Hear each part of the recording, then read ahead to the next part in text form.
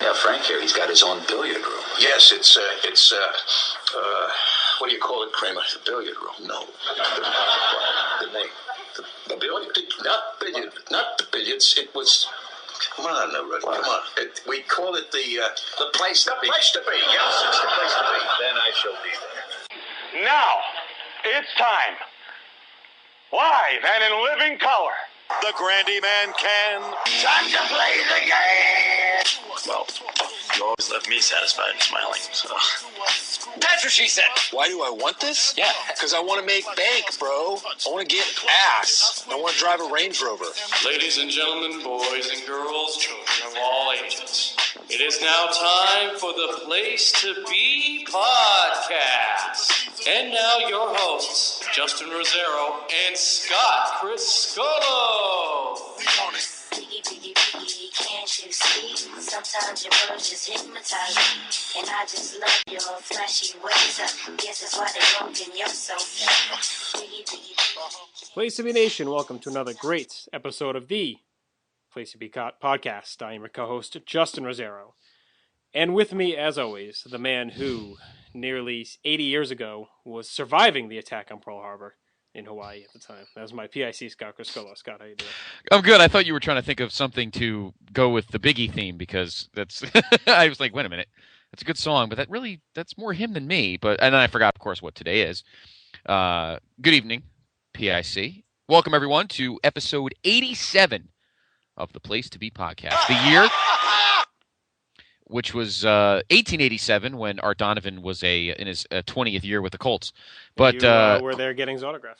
Yes, that's right. Myself and Jordan Duncan, because Art Donovan wrestled Andre in a cage match back in 1887, and he was there.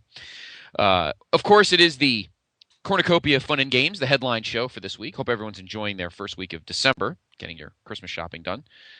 And of course, not only is it Pearl Harbor Day, but it is the birthday of the man who Pearl Harbored the world. Larry Bird? When he joined it. Yes, the basketball Jesus. Tino Martinez? Tino Martinez. Who else? Sonny. Sonny? You share Sonny's birthday? I didn't know that. Mm-hmm. Of course, it is my PIC's birthday. Happy birthday, sir. Thank you, sir. And thank you to all the Nation members that gave me shout-outs today. Yes. You do share. You share Sonny's birthday. You son of a bitch. Maybe she'll sell you something since it seems like she needs money if you keep reading all of her stuff. We always had a special connection. Okay. So besides the fact... Hey, tell him happy birthday. God, I got issues with you anyway. Something we'll read later on. I got a couple of extra news notes. So, Vince, you're just zip it. Take a nap. All right.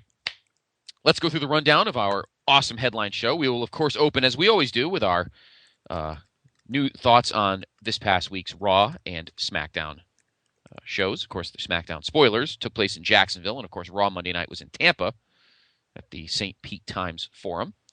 We've got a couple of side questions we're going to discuss. I think I'd like to thank those who are using the Place to Be Podcast email address. It's placetobepodcast@gmail.com.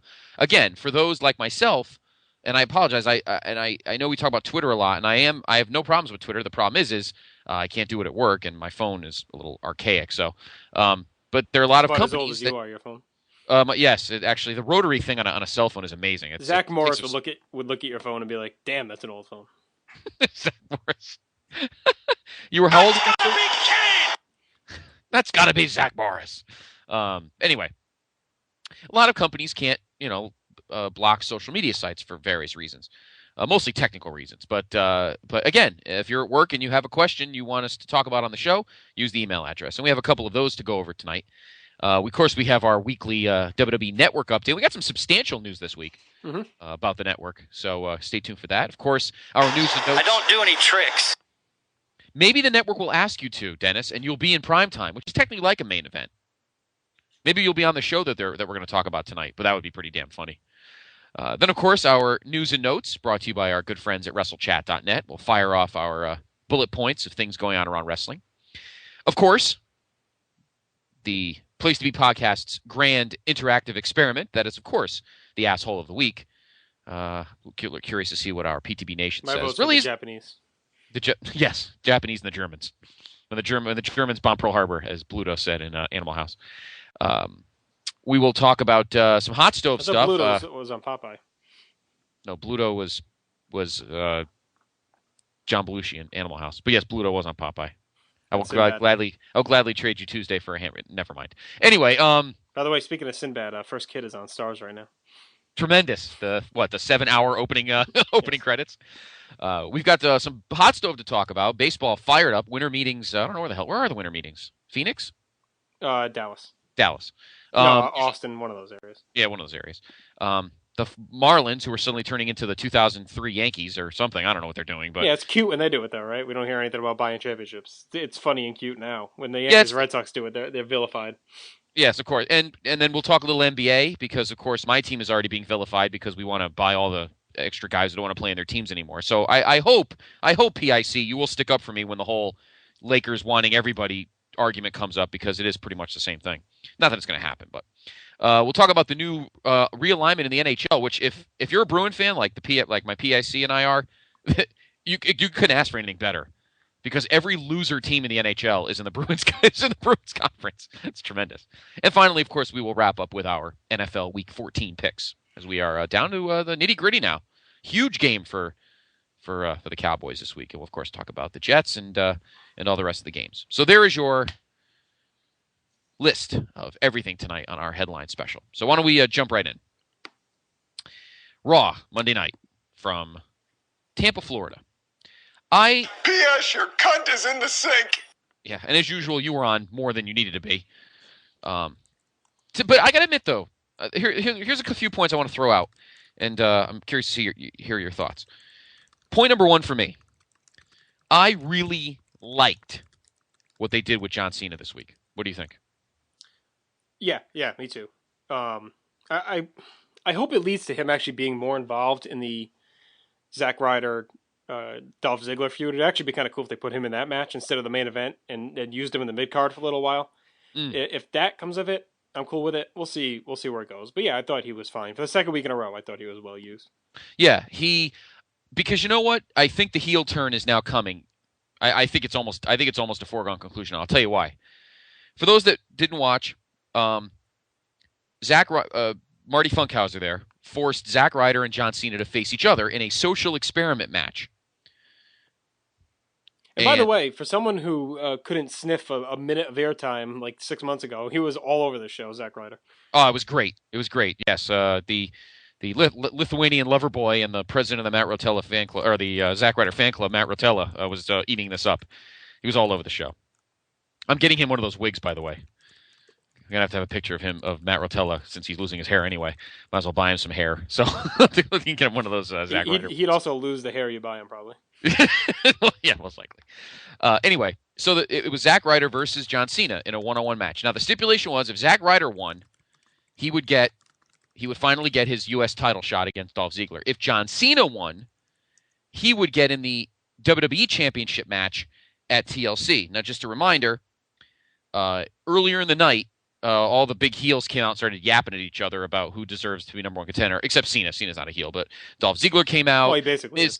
Yeah, I guess so. I thought that was okay. And he was a little blah at first, but when he had the digs about Ziggler and he brought up all his old gimmicks, and then he made fun of Cole as well, I thought that was pretty good. Yeah, I did too. Yeah.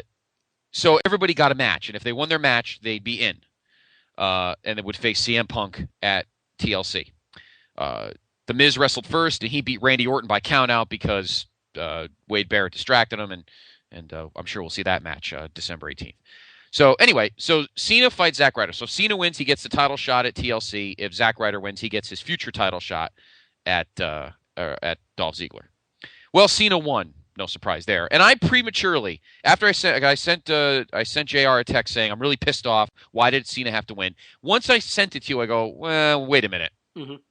Something's going to come of this. So I figured something was going to happen. I jumped the gun a little bit, but then I thought about it and realized something's coming to this. So Zack Ryder's looking at him, and you got that look in his face like, dude, you're a dick. Yeah. And Cena looks at him like, but and realistically, what's Cena supposed to say? Yeah, I should have let you win. I mean, realistically, you kind of feel bad for Cena. He got backed into a corner. And I'm thinking, what are they going to do now? I don't know, man. I don't know. She's just acting real funky. Well, Zack Ryder would beat you because you would have been awake. So Cena decides, all right, hold on, I'll be right back.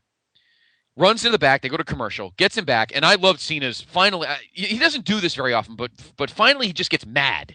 And not like the fake mad, but like legitimately like when he told Otunga to get out, I was like, wow. I would have gotten nervous. Like I would have been great if he like threw him out the door. It would have been even better. But he got in Funkhauser's face and said, all right, enough's enough. The fans love this guy. Enough of your bullshit. Give him his goddamn title shot. Enough's enough now. And Marty said, no. But you want one more chance? I'll give him one more opportunity if you give up your title shot you just won at TLC. And Cena looks at him, and, you'd be torn. But he said, you know what? I'm a 10-time champion. I'll get my shot again. I got opportunities others didn't. Fine. Now, we'll continue on with this, and then I'll give my point. So Zack Ryder's already standing in the ring, and who comes out but the World Heavyweight Champion, Mark Henry? Did you call that? I knew it. I knew it was going to be. Yeah, I figured it would be. Actually, I'm trying to think. There was someone else I thought. Oh, no, I thought it was going to be Nash, maybe. Yeah, I thought that too, but then I was thinking maybe, but then I thought, no, you're not going to get him involved in something like this and have him job. Nah, I didn't think that was going to happen. I thought it was going to be Mark Henry, and then because I didn't know if maybe Triple H was going to come out. Oh yeah, I have a feeling he'll come out on the Slammies next week. No, I don't think he will. I don't think he'll be out until the pay-per-view. I think they're going to save it to try and get some buys. Yeah, good point. So anyway, Ryder fights Mark Henry. He wins a match. He gets his title shot. And then when they said no count out, no DQ, then the writing was on the wall then. You knew it was going to happen. Sure enough, Cena comes out, drops Mark Henry with the FU. I'm called the FU. I don't care. And Zack Ryder gets the pin and the victory. I wasn't very happy with that, actually. I didn't think... I thought Henry's kind of been looking too weak as of late after looking so strong. And I know Cena interfered and cost him, but I didn't think he needed to get pinned again. They could have had Big Show come out and they could have brawled up the aisle or Daniel Bryan or something. I don't think he needed to get pinned again. All right. Well, I think the only reason they did it number one, Mark Henry's hurt.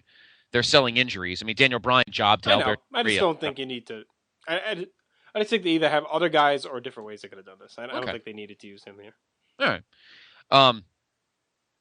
So Cena wins, or Zack Ryder wins, and now Cena, does the good deed. This is where you're going to start to. I think this is when he'll start to get frustrated, because now I think they're setting it up to where it's like, look, I'm doing things for the people you like. You cheer this guy. I just gave him what everybody wanted. Why are you still booing me? See what I'm saying? I think that's where you're going to start to. Yeah. Now he's going to be like, it's one thing to just be booed for the sake of being booed. It's another thing to try and do things for the guys that they cheer for, and you're still getting booed. Well, I wonder if they're setting up Ryder to be the guy that Cena turns on eventually, hoping he's over enough that when Cena turns, it'll mean something. Like that he builds this guy up, almost like Orndorff and Hogan in a way, where he builds this guy up as his friend. He keeps helping him out, and he gets frustrated that he's not really getting anything out of his end, and then he finally snaps and just beats the shit out of Zack Ryder. It'd be funny if it's when Ryder. I don't think they'll do it at TLC. It'll be too soon. But no, if it would be like at a time when Ryder finally, maybe they'll give him a world title shot at some point. Ryder, like he gets big enough, earns a big title match on Raw, and then Cena comes out and costs her the match and turns heel. Like that could be an effective way for them to finally do it. I love that idea, because I think right now you need to find the right guy to do this. Well, he could beat up Ryder and Punk, come out during the match and beat the shit out of both of them. And now you're getting probably the two most over guys. The only thing that worried me a little bit was it's like they finally built the show around Ryder, and it seemed to be the one city in America that wasn't really that into him. They actually seemed to be more into Cena than they were into him. Yeah, the pop wasn't great. Not as good as it should be, but I mean, it wasn't bad. But as the show went on, they got more into him. But his first appearance when he first came out for that match was like silence. Well, honestly, I thought Punk's pop was not as great as it usually is either. Maybe Cena seemed to be it just seemed like the wrong town to finally do this. It's like yeah, well, that's true too. So anyway, so that happened. What the hell is this shit? A chocolate or something else? Just stay in the corner. Stay in the corner, Jake. Don't worry about it. We'll give you some tea later. It's okay. So that happened. Another point I wanted to bring up. Loved another Dolph Ziggler match. Very well done with Sheamus, even though he lost. He's definitely bust his ass. He's so good. Yeah, he is good. Every week has been, and he's now saying it. Yeah. I am giving you the best match every week. Yep. Yeah, he really has a great character right now, and I honestly think and we can get this in a minute, but it seems like Chris Jericho's on his way back, and I thought for sure him and Punk would be the go-to match for WrestleMania, but I'm starting to think maybe Jericho should be programmed with Undertaker, and they should do Punk and Ziggler, because I think Ziggler winning the Rumble and going out to face Punk at Mania is the way to go, honestly. I tell you, I got a weird theory. It's way far out there. When we do I know how we do our weekly. I got an interesting theory later when we do our new little segment where we talk about our Rumble possibilities. Mm-hmm. I thought of one the other night when I was talking to our friend Dr. G, and I for some reason this theory came into my head about the Rumble. I like Dolph Ziggler. I like that thought, but I got another one a little kind of far out. But well, the reason I'm starting to think Jericho may go with the Undertaker is the nature of his videos. They seem very much like the Undertaker, so I can see him coming back and saying, I came back for one reason. I'm going to do what no one else has ever done. I'm the greatest in the world. I'm going to beat the Undertaker at WrestleMania. Yeah. I can just kind of see that going that direction. And Jericho pretty much not a carbon copy, but very much like Shawn. You'll get a 4.5-star match out of it. So, yeah, and he's almost believable enough. I mean, it's a tough sell. I mean, you can't really say, oh yeah, Jericho's as much as like Shawn was an opportunity to beat Taker, but outside of Cena, I think Jericho's up there as far as, you can maybe see it, probably not, but like you said, you'll definitely get a good match out of him. Yeah, well, I got another theory about, and we've talked about it before. I got another theory about Taker anyway, but about his match. But so you want a little coffee or what? Huh? That's a new one. Who's that? Is that a new one? I think I'll be here some more. Huh? Try not to get it on the rest of my table here. I won't do that. Can you do that? Huh? You gonna get sick? That's a possibility. Huh? Oh. Huh? Oh my God! He's coming to puke! He's gonna puke! He's gonna puke! He's gonna puke! That's it. I love Vince's voice. He is. Don't get it on my table now. It's like he's drunk or something. Oh, man. So funny. See, that's like one of the few moments where I feel like Vince just acts like one of the guys in that clip. Like he never does, but there he does for some reason. Still very creepy. It is still creepy. Let's see. What other points? A couple other points I had, and then obviously I'm sure you have a few. I don't know. I'm digging Nash just in general. Yep. Maybe it's just me. I'm usually in the old school department with our shows. I like his look. I love the NWO theme. I'm looking forward to that match. Of course I am. Why wouldn't I be? But I'm nervous. I mean, I'm nervous about it. Yeah, but... me too. I'm looking forward to the. And there's another news story. I don't know if we have it on our thing. Actually, I read it somewhere else today that it looks like Sean Waltman's going to be back in one way or the other. He's filming interviews for one of the shows for the network, and there's rumors that he's going to be a surprise entrant in the Rumble, maybe. And I saw one thing out there today, someone wondering if they're going to maybe have him get involved in this match at TLC. I would have no problem. Getting him back, bringing him back. He'd be good right now. I think if he's employed and gets going with the company, and I think he'll be in good shape. I think it'll be good to see him back.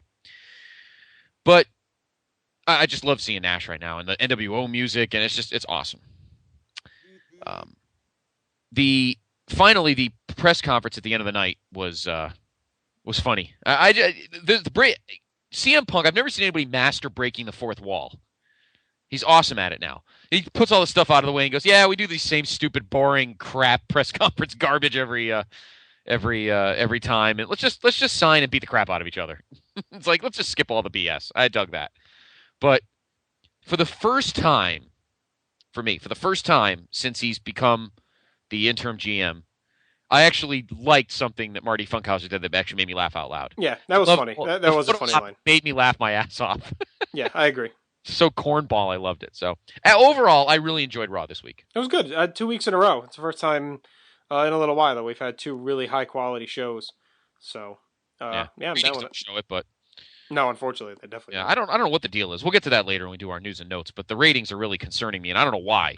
Now I don't know why. I can understand when the shows suck, but the last 2 weeks of shows have not been bad. Yeah, at all. but how do you know? I mean, you're not going to know if it's going to be good. It's such a crapshoot, and right. I think people saw, they were getting some decent ratings with the Punk stuff over the summer, and people kind of saw where that went, and they tuned back out. And it takes a lot to get people to tune back in. Right.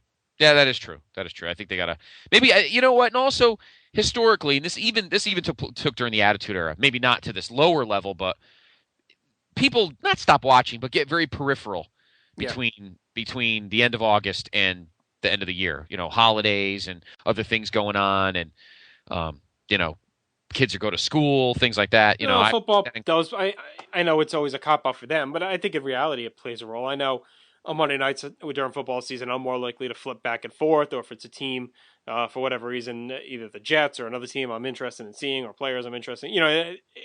Now this Monday, I barely flipped to the game because I really didn't care about it. But it's garbage most game. Mondays, you're going to be flipping around and doing stuff. So I can see it during this time. Plus, a lot of people's TV shows are back on. So I'm not saying that's a reason for the low rating. I'm saying that's a reason why people may put it more to the periphery and affect things. Yeah, and obviously once we get through Christmas and then get to the beginnings of 2012 as we head towards the Rumble, obviously I think, the shows need to get better, and then they can pick things up. So what else any other? P.S. Your cunt is in the sink. All right, I gave you a compliment. You can go away now. No, I think you caught it all. The Nash stuff was pretty good. I like the final segment. I like Punk. I could do without the gay jokes. We talked about this with Cena, and I want to be fair. As much as I love Punk, I don't think it needs to be really used by anyone, especially from him. Seems like should be a guy who's more tolerant of that stuff. I just think that they're cheap. They're not. I just don't find them to be that funny. I just think they're cheap heat. This day and age, you know what I mean? Right. So no, there's no need for it. I agree. Other than that, I thought that segment was fine. I liked when they all took the picture in the ring. That was funny. Sheamus and Dolph Ziggler was pretty good, and they continue to Sheamus pretty well as that upper mid card face. And like I said, I think he'd be a good option to feud with Henry over the next month when he's done with Big Show. So we'll see there. Then most of the show was really the Cena Zack Ryder stuff. That was pretty much the majority of the show. So overall, yeah, I'd say again it was 2 strong weeks, and hopefully they'll have a good Slammies episode and go into the pay-per-view on a third strong show. How many, you count this one, which will obviously be the last one of the year. How many 3-hour Raws were there this year? Like 7? Well, there's the Rock one. Did they do King of the Ring? No. No, they didn't end up doing it, right? But No, they had a couple in the summer, right? They had the draft, right? The draft, the Rock. Didn't they had another one, kind of after the draft. Oh, the interactive. Didn't they do that again this year? The interactive one, yeah. They didn't do an old school this year. No, the Rock one kind of took the place of that. Yeah. I think they're going to do an old school one on the build to WrestleMania, though. I have a feeling. Hopefully. I bet you they'll do an old school one in March. I wish they did. Yeah, I hope they do. I mean, that was one of the best episodes last year. Yeah, and I think that with Rock and everything and all these other guys, I think they're due for a cool Attitude Era Raw in March, because I think they'll need the build. The build won't hurt. So that's my opinion. But I can't believe the whole thing. They're killing each other. I'd like you on for 3 hours, Art. I think maybe you'd be better than King. Isn't it weird though in this new era that the play-by-play guy's the heel and the color guy is the face? I didn't realize that till last night. It's very strange. It really is all fucked up. Yeah. I mean, I don't know. I don't think it's fixable until they're done with this whole Cole thing. So I'm not. Yeah. I'm just done worrying about it, honestly. But you know what's weird? Yeah. Well, you know what's weird though. I'm almost getting to the point now where Jerry's even over pushing it now, because Cole switches it on and switches it off. On Raw, he does it more than he does on SmackDown, I feel like. But even when when Cole's trying to be the regular straight down the middle, Jerry pushes him. I almost feel like it's overkill now. Now Well, that's the problem, though. He should stick with it one way or the other. This whole vacillating back and forth, I think, is not helping things. Mm-hmm. It's you don't know when to take him seriously. True, I agree. At one point he said, in all seriousness, he had to make a point to say, all right, I'm back to normal guy now. He did that at one point. I think he was pimping something at the table. I don't remember what it was, but I mean, the whole idea of the play-by-play guy and the announcer was to convince you to order things and to go to the shows, and they just don't have that guy. There's no one putting over the product. It's just, I don't know. It's just one of those things that's taken a turn for the worse of the old days and has just continued to tread downhill. And the one guy that, you can trust and say he's the voice of the promotion is Jim Ross, and they have no interest in using him in any kind of capacity. And the other guy would be Joey Styles, and they seem to be fine paying him to run the website. So, and even Josh Matthews is fine, but he doesn't have that credibility yet. No. So, I mean, just think of how strong these shows would be if you had JR and Raw and Styles calling SmackDown. I mean, just think of how strong the commentary could be. Absolutely. And they put stuff over. You got to start putting the house shows over again. They flash them at the bottom of the screen. Put them over. Mm-hmm. I mean, if you watch those Raws from 96, 97, when JR used to say, and just let everyone know, coming up this Friday we'll be in such and such, and Saturday we'll be such and such. And he would talk about what happened. He'd be like, oh, it was a crazy scene this last Friday in San Jose when Stone Cold and The Undertaker went at it. You know what I mean? They made it seem like it was something important. And hopefully with the network, maybe they'll start, like we said, maybe they'll show some house shows. I think that'd be pretty cool. I think it would too. Just came from the bathroom, crock. And You should have smelled what The Rock was cooking. Maybe one of my 2 or 3 favorite Raw moments of all time. That whole piece. I hope you have further of that skit, because it gets even better from there. All right, let's move on to last night, or as obviously we're taping on Wednesday, last night's SmackDown taping in Jacksonville. One night after another boring, dull event happened in Jacksonville. That was the Jaguars getting whacked by the Chargers. Maybe the SmackDown was better. You know why the SmackDown was better? Because it had one of yours and my favorite SmackDown gimmicks of all time. You know what that is? Beat the clock. Beat the clock. Never did it on Raw. Yeah, they did. As far as I know. Did they? Before the Chamber, what was it, 05? For the one with when the title was vacant, Triple H, and didn't they do it for that one? And Batista won. Oh, right before. That's right. Right before. You're right. Right before the first New Year's Revolution. That's right. Oh yeah, the guy with the best time got to go out last, and it was Batista. You're right. That's right. That might be the only time on Raw though. I don't know. I'm not going to commit to that. Yeah, I don't know. I feel like it's been on SmackDown more. Edge was always in them. So anyway, so obviously they had the props around the ring. Yep. And Lillian Garcia back in the fold. I'm stoked. Yeah. Cannot wait. Love She's taking over SmackDown duties. Tony Chimmel's going to be working, I think, on the network. They said doing some TV stuff for that. So he's transitioning off. They got Lillian on SmackDown. And Justin Roberts will remain on Raw. Booker T was on his way down. He got attacked by Cody Rhodes. Yep. Cody interrupted her and said he'll be the announcer tonight instead. Wade Barrett beat Ezekiel Jackson. Beth and Natalya defeated guess who? Caitlyn and AJ once again. Like the 8th straight week. And then Caitlyn finally turned on AJ and joined the Pinup Strong team. So they have a little lackey going with them. I like that though. I agree. I still don't get why they have to lose to Kelly in 14 seconds half the time on Raw though. That pisses. They should be not losing at all. No. Daniel Bryan interviewed by Josh Matthews. He called out Michael Cole, went over to confront him, but Cody Rhodes stopped Bryan and assaulted him. So you were talking about being excited about this possibly being a feud, right? I did. I think this, as we continue on, because we'll see a little bit later on in the show, they actually hook up in the ring. I tell you something. It'd be a great holdover feud for, well, not for Cody. Cody's not at the level yet to get holdover feuds, but Daniel Bryan definitely, because he needs something to do. And I think this is another one of those feuds that can only be good for both guys. It just continues to keep Daniel Bryan sharp. And what better guy to just enhance Cody's in-ring work than a guy who's amazing. So you and I have been talking the last couple weeks about nice holdover feuds. But to lay that smack down on himself. You hear that? The brother smacks himself down. I have nothing to say about that because it's just one of the greatest skits of all time. So he gets interviewed, and I think it's a great idea. By the way, I've been meaning to correct this for like 3 months. I think when we read the story about TNA going to India and all that stuff with Lagana, and we were all confused because someone posted the thing about Road Dogg, and we thought they fucked up by saying he was with WWF. He is with WWE rather. He's not with TNA. He's a road agent now. Yeah, Road Dogg's back in the house. Yeah. Don't be surprised if he hits the camera soon. Yeah. So you keep talking about the Click. He was part of like Click Part 2. I'd be fine if they do this big fucking Click war and it keeps Triple H out of the main event scene and have him take up their little segment. Him, Nash, Waltman, Road Dogg, whatever. Use them all. Have them fight from now through whenever, and just keep them to their own little feud. I think that could work. Yes, I know. I agree.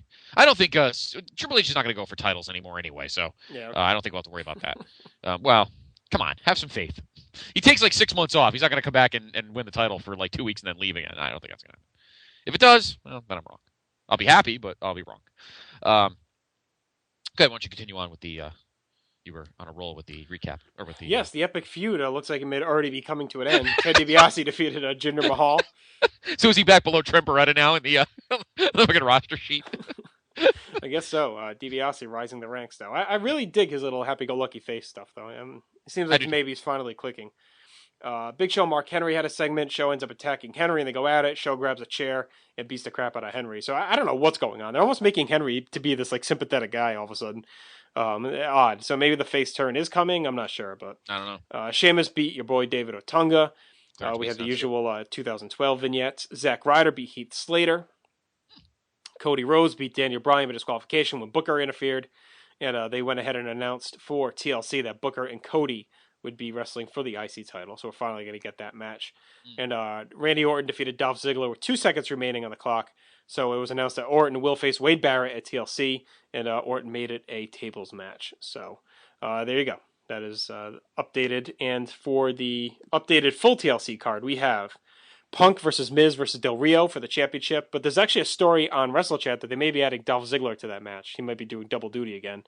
I also think Cena's going to end up somewhere in this because I can't see them doing a pay-per-view without him. Mark Henry at Big Show for the world title. They haven't announced a stip yet for that, right? Which one? Henry and Show. Henry and Show? No. I'm guessing it's going to be a chairs match. Because we have the TLC, we have the tables match, Orton and Barrett. We have the ladder match, Triple H and Nash with the sledgehammer hanging. And then Dolph and Zach for the U.S. title and Booker and Cody for the IC title. So I'm guessing the chair has been playing a pretty big role in this whole Henry Show feud anyway. So. Is it me, or is this actually shaping up to be a fairly decent card? Yeah, it has.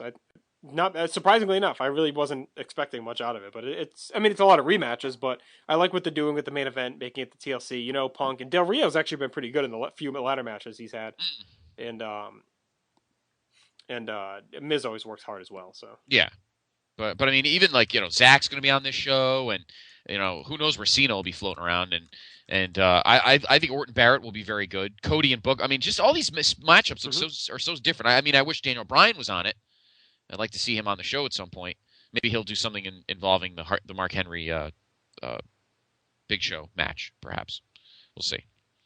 But I don't know. I'm digging this card. Of course, next week on our headline show, JR and I will give you our predictions. So, because there might be a few matches. Although there's already what?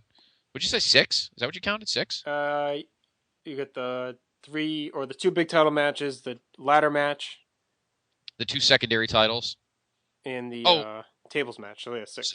Zach and Dolph is confirmed, right? It is TLC? Yep, okay. They added it. So and 4 title matches. Yep. Maybe they'll throw a Beth Phoenix match in there. What the hell, So there you go. There is your SmackDown spoilers. I'd watch it anyway on Sci-Fi Friday night at 8 o'clock. Mm-hmm. It's one thing to know the spoilers, another thing to actually watch it. I've always said that. Yeah. I used to not want to, like, during the good years, the Attitude Era 99, 2000. I wouldn't want to read the spoilers, but. You know what? It's different to read it, and like I know you're thinking this is crazy, but I'm actually looking forward to seeing Caitlyn turn on AJ. I don't know why, but seeing it's different than hearing it. I wonder if AJ will be putting the sharpshooter again for the 15th straight week. Yeah, and she'll look like a fucking crescent roll. her ankles will be touching her ears. So, all right. Next up, we have a couple of side questions that were emailed to us. One of them was off Facebook. Why don't you? We actually have 2 Facebook ones. We had another 2 one Facebook added questions. late. All right, Mike Wilkinson first. Question for discussion on this next podcast. Is all the Cena love for Zack Ryder going to hurt Ryder with all the men hating Cena right now? Cena seems to go overboard with the Ryder stuff. Just wanted to hear your thoughts. Keep up the great work. And I'll read the few comments on here too because we can mull those. Brian Anderson. I think that'll kill some of the momentum that Ryder had going. It seems to come across as forced to me. It's almost not as underground now or whatever. That being said, I do believe that it's continuing to plant the seeds for a heel turn. Corey Ferreira. I've never been a Ryder fan, but I can see where you're coming from. Ryder had built a nice little following with his YouTube series. I think people liked him because he was an underdog type guy and never got his chance, despite being over with a large portion of the crowd. Since Cena began endorsing him, Cena's taking the whole Ryder thing too far. All he seems to do on Twitter is go on and on about how great Ryder is and how people should follow him. Having endorsement for the top guy should help you, but Cena's hated by so many people following Ryder, he began to get momentum. So in the end, Cena doing this Ryder shit will eventually hurt him in the long run. And Rob Houston, how about when Cena turns heel, he turns on Ryder, we get a pay-per-view match that gives Ryder the title push he needs. Adding to our idea before about how Cena turns on Ryder, you could even have it where Ryder kind of fails at gaining momentum with Cena on his side, and maybe Punk ends up helping him and he ends up winning a title. Something like that, where Punk is the guy that kind of gets him over and he starts hanging out with him more, and Cena kind of gets a little jealous, and that's when he really flips out. He could do something like that too. No, I think this is a good. I understand the philosophy. It's actually a good theory about the X-Pac rub that Cena's getting on other guys. I don't think that's the case here, but I understand some people thinking that way. But I think if you want Ryder to be over and capitalize, at some point it's going to be mainstream. He's not going to be the underground, lovable guy for long. I mean, look at Punk; they had to do the same thing to him. He eventually went. You have to go mainstream at some point. So right, exactly, and I think this is only going to help Ryder, and he may become even more sympathetic and become an even bigger babyface star as time moves on. So I understand the theory about the bad rub, but in this case, I think it's going to only help Ryder in the long run. So I don't think my personal opinion is I don't think it's that big a deal. Like a damn road sign! There he is. You got to bring that guy back. The great Jason Sensation. What is our and we have another Facebook question. Steve Gross. I'm not sure. You should be Scott Gross. I'm not sure if you've covered this before, but this longest running weekly episodic television show makes me angry. When WWE mentions it, they aren't the longest running, because when you say that to me, longest running would be length of time and not the number of episodes. A show that's currently on, like The Simpsons, has been on for like 20 years. I think it's just semantics. It's like the whole crap with the 25th anniversary. They pretty much make their own history. They do whatever the fuck they want, Steve. It's one of those things that's like, the more you worry about it, the more it's just going to drive you into the circle of logic hell, basically. Most of the shit they do is just fucked and whacked. So you really just got to take it for what it is, and just know that they put the shit out there to help prop themselves up and gain advertising rates or whatever other nonsense they think it's going to do. So. Yeah, I mean, and didn't they say a while back that SmackDown's the third longest show episodically? So it's NXT is the greatest internet show ever. I mean, whatever. Yeah, it's been on for a while. Congratulations. Very good. It's like Jerry Seinfeld's old bit about how McDonald's used to do the number of burgers sold on the sign. It's like, we all know you're very successful. Congratulations, you do very well. We don't need to know that you sold 60 million hamburgers or whatever. Yeah. We know you're doing very well. So, all right, and a final question from our listeners from Jay Hinchy on their email. Got this off Slam Wrestling, but maybe you could talk about this on the headline show as well. And actually, we can transition with this right into our next topic, which is our usual chat about the. Actually, I'm sorry. This is Let's do the other email question first. Yeah. Oh, that was also Jay Hinchy. Yeah, Jay Hinchy did both. Do you think it's time to change the WWE Championship belt? Yes. I don't think there's any doubt there is. Even John Cena said that enough's enough. Except for the Winged Eagle, usually a belt usually has about a 5-year shelf life before you just need to freshen things up. Hogan, over his 4-year title reign, went through 3 belts. Of course, he won the green belt when he first won the title, January 1984. Then he went to kind of a belt that looked a lot like the NWA's old school TV title and U.S. title and the national heavyweight, like that typical belt-looking front. Then he went to that weird, that big kind of oblong-looking belt that he wore at WrestleMania 3. And then finally he went to the Winged Eagle in early '88. Now, the Winged Eagle lasted 10 years, essentially, from January of '88 till the night after WrestleMania 14. 10 years. But the Winged Eagle was a very iconic looking belt, and back in those days, in those mid-90s, they didn't pay attention to that kind of crap. They just, that was the belt and that was it. But I always say that when you looked at the belt, when Stone Cold had it on the table in that WrestleMania 14 press conference, the thing looked pretty beat. Mm-hmm. It was pretty wiped out. Pieces were falling off, and the leather looked like it was, crapped on, and it needed a change. And it goes back to like we talked about over the last couple of weeks, how Cena has been on top now for 6 years. Or 8 years, whatever the hell it is at this point, 7 years. And, he's already surpassed Hogan's initial run. And just like him being on top for this long, the belt has now been used for this long. And, when did he debut that thing? It was like, what, 05, right? The spinner belt? Yeah. Yeah, it was right between... it was before Judgment Day, right? Yeah, he had it at Judgment Day. They had the old belt, what they call the Brock belt, because JBL had it when he beat him at 21. So it was between... April and late May. So this by WrestleMania this year, it's going to be 7 years old, that title already. So this is the longest run pretty much for any world title outside of the Winged Eagle. So just like Cena's been on top for so long, so is this belt. So I think it is a time for a change for both things. And like I told you today when we talked on the phone in our little pre-production, they could have easily still market this spinner belt. Just because he doesn't use it doesn't mean they can't sell it anymore. So I don't think that needs to play as much of a role as people make it seem. No, I do the same thing. You're right. I said the same thing, that they don't want to get rid of it because they don't want to.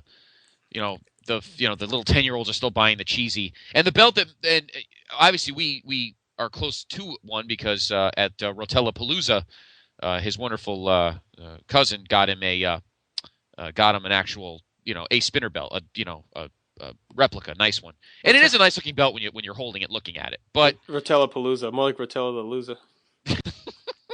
Rotella the Loser. Who did Rick Martel come up with that title? You're a loser. You're a loser. But now it's just the time. It's time for something fresh. Obviously, they're thinking about it because we in the last couple of years we've got new tag belts. We brought back the old school Intercontinental title, which just brings a tear to my eye and everyone's, because it is probably, in terms of just the way it looks, probably the greatest belt ever. Next to the Winged Eagle. I know you saw, and I have a Winged Eagle, number one. In terms of world title belts, I still love the Attitude Globe. That's one of my favorites. But I do have I don't know, the Winged Eagle just always looked too small. I know it wasn't. It just always looked too small for a world title belt. If it was bigger, like the big gold belt size, I think it'd be pretty cool. That was my only. What the hell am I? A school crossing? They got to bring that guy back. Maybe they'll bring him back now if X-Pac and all these guys come back. They'll bring him back. Maybe he'll look like Billy Gunn. That'd be pretty funny. That would be pretty cool, though. Imagine Road Dogg comes back, he gets on camera, and Jason Sensation comes out looking like Billy Gunn. I don't see that. Or he'll see Dolph Ziggler, and they'll crack a joke. Road Dogg, he'll be like, "Dude, I didn't know you were back at the company." It'd be pretty funny. But as far as we've read, the spinner belt is not going anywhere. So, oh well. Punk just looks weird with it. He just looks weird with it. You know? Just I agree. Looks weird. All right, why don't you go to our second question that the great Jay Hinchy asks, because that leads into our weekly network update. So to get this off Slam Wrestling, talking about the WWE Network, maybe you guys can include it on the headline show also. Sean Waltman and other past WWE stars are taping long interviews for a Raw retrospective set to air on the new network. And I did read afterwards somewhere else that it's like a 15-part look at the Monday Night Wars. So I don't think it's going to be like it is on Demand, where they do a weekly show. It looks like it's just going to be like a documentary with different interviews. And I think Waltman's a good guy for them to talk to. He was involved in a lot of it. So I'll be curious to see how they do it, if they're just going to talk about different periods or if it's going to go chronologically, kind of look at like maybe a 2 or 3 month stretch at a time. It'd be kind of cool to see how it goes. I agree. And the best part is those shows will be going through our building before they even go to air. How about that? It'll be like be like Just Joe getting inside information. Speaking of, yeah, well, he needs something. The champ Jeff Peck put down that WWE sent out the following blurb last night on WWE Legends House, a reality show on the new network. The promo video from Raw is also below. Well, it's on the clip. A reality series featuring many of your favorite WWE legends, all forced to live under one roof. See what happens when the most colorful and combustive personalities in WWE history shack up, break bread, and bruise egos. I have an idea, JR. When we get closer to the start of the network, we won't do it now, too far out. I want our wonderful PTB Nation to put together a list, compile a list, maybe send it through the email, or of maybe the 8. How many guys do you think will be on the show? 8? Probably not more than that. 8 to 10, something like that. Okay. I'd like our wonderful PTB Nation to compile a list who they think the guys will be in the house. Because I'm curious to see what people's thoughts are. I already tell you right now, I hate to say it, because he is with the company, Duggan's going to be in it. Oh, yeah, definitely. Just to piss me off. I bet Slaughter's in it. Slaughter will be in it. The guy, obviously, everybody wants, because he's just ridiculously out of his mind, is the Iron Sheik. I don't know if he can handle a weekly show without swearing. I think they're going to be too afraid to have him on, honestly. He'll go look for B. Brian Blair and beat the shit out of him or whatever. I liked your idea about Brett, though, being the straight guy. I don't think he'll do it, but it'll be funny. It'd be pretty funny. So we'll see. But that's an interesting idea. To maybe as we get closer, maybe into March during our WrestleMania build, maybe our wonderful PTB Nation can come up with some guys they think would be good on this show. Guys with good personalities, guys that would fit in. Too bad Hogan's not in good terms. All his fucking buddies would be on, the Nasties and Beefcake and everyone. Oh, Jesus. Oh, you would love that. Come on, you love the beefer in the house. I think every week he could dress as a different guy. One week he'll be Zodiac. I wouldn't be surprised if fucking Steve Kerr and all these guys, Malenko, the guys that are already kind of like road agents. Yeah, that would suck. Because those guys don't have any personality. You need guys that are going to be funny. Those guys aren't funny. Unless they're dressing their characters. I mean, Steve Kern walking around like Skinner, I think that'd be pretty funny. But if it's just him as him, nobody cares. Nah, I agree with. But I'd be interesting. I'd like to hear what. It would be cool if they were in character. Actually, IRS. It'd be great. It would be if almost it was like a real action version of like the Rock and Wrestling cartoon. Yeah, they'd be even better. Oh, maybe they'll air that. That's a good idea. Maybe they'll dig some of that crap up. That'd be cool. Saturday mornings on the network, re-air the old Rock and Wrestling cartoons. There's a lot of options. The old WBF super shows. Why not? Just throw it all on there. Just whatever. You need to appeal. The key thing for this network. You need to appeal to everybody. Mm-hmm. All right. Yes, you need to appeal to kids. So I'm sure there'll be a lot of dumb Cena shows on, and that's fine. You need to appeal to grown-ups, to parents. That you're not going to want too much, dirty stuff on. But you need to cater to the older fans, not fans like you and I who love everything, but fans who used to watch, like my dad, my brother, and maybe your dad or whatever, who used to watch it and don't anymore, and bring back stuff that maybe they'd be able to put it on and go, oh wow, I kind of remember this show. And I think the Rock and Wrestling cartoon's the perfect idea. Be like, oh, I remember watching this with you when you were 9 or whatever, and they had to be careful, make sure that it caters to everybody. Well, as we talked about earlier too, it seems like they're wanting to branch out a little bit. I read that they may be looking to bring in covering a pro sports team to get extra viewage and carriage on different networks. And apparently I've read somewhere that they have a pretty aggressive model where they're already like saying they're on like a certain amount of cable networks. I don't know how it's already been done, but and it seems like they're pretty dead set on doing the non-Big Four pay-per-views on this channel, which I think is a good idea. I think it's tremendous. There was a good piece on Scott Keith's blog today. People talking about how pay-per-view, kind of arguing is pay-per-view a dead model.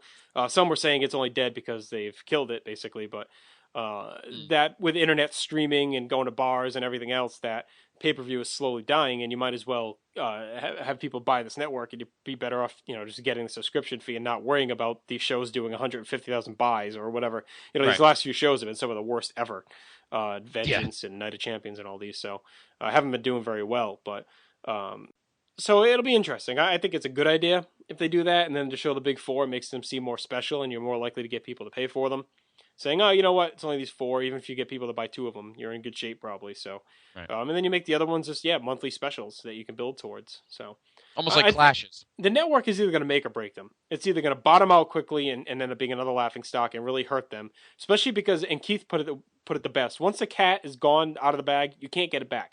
So once they stop making people pay for those pay-per-views, they're not going to be able to go back to it. So they really better hope this network works out, because once you start, putting 8 of the 12 shows on TV, you can't go back to charging for all 12 of them. It's just not going to really work that well. So nope, I agree. They're going to be sure it's going to work out. So I think it can if they stick with it and know that it's not going to be immediate, that it's going to take time to grow. I mean, look, even NFL Network took 3 or 4 years to really take off. So it's going to take time. They have to be patient with it, which is something they haven't shown a lot of. So.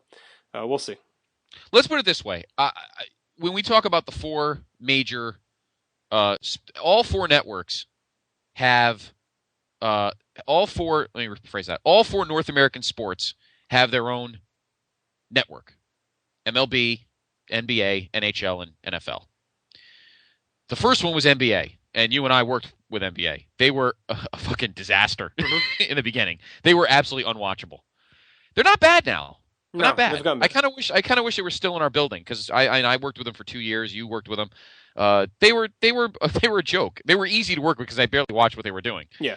But they're a lot better now. Obviously, they're run by Turner. So NFL took a long time because they just seemed. Well, first of all, we hated everybody that worked behind the scenes. But the other thing was that just the on-air talent was just a little off. I don't know. It didn't seem. I don't know. There wasn't a balance. Well, there. The problem is they didn't have the live games, and they relied a lot on NFL Films programming. Throughout the first year or so. So it was very dry programming, except for at night. And once they started getting the games and doing more live stuff to where they're pretty much live a lot of the day, that's when they really started to turn it around. That's why NBA and NHL and baseball could work, because they could show live games. Like NBA shows a ton of live games. MLB shows really a lot of games. I think NHL does too. So yes, they do. When you can do that, that's when you can grow, and then you can start doing more live pre-game, post-game, and all that kind of stuff. Exactly. That's why I think WWE Network could work. Like we said, if they do a pre-game for Raw, post-game for Raw, same with SmackDown. If they do pay-per-view pre and post shows, there's a lot they can do to fill that space. Exactly. And MLB was the smartest because they waited to last, and they've launched, and they are. Yeah, they were pretty much flawless from the start. Yeah, they got the best on-air talent. Their shows are seamless, and you're right. In everyone else's defense, MLB has the privilege of being able to carry actual live games. A lot of games. They do live games at least 4. I think 3 nights a week. Yeah, I think they do 3 nights. I think Saturday it's night. Yeah, I think Wednesdays. I think they do a game. No, I think it's Thursday. Night. It's like Thursday, Friday, Saturday, pretty much. I think so. Yeah, I think they do a doubleheader on Saturday. I think they do a noon or a 1 o'clock and a prime time. I think. So if TV people, here's the other thing: WWE's got to get out of the habit of, all right, if you want to be a legitimate TV network, you've got to break the seal and stop only having wrestling people run things. You got to get TV people in there, people who don't care what your product is. They're not marks. They're not mocks. Just go in there and get TV people in there. particularly whoever created the template for MLB needs to go into WWE, and they'll be fine. Because the way they did it was perfect. So, but we'll see. We'll see.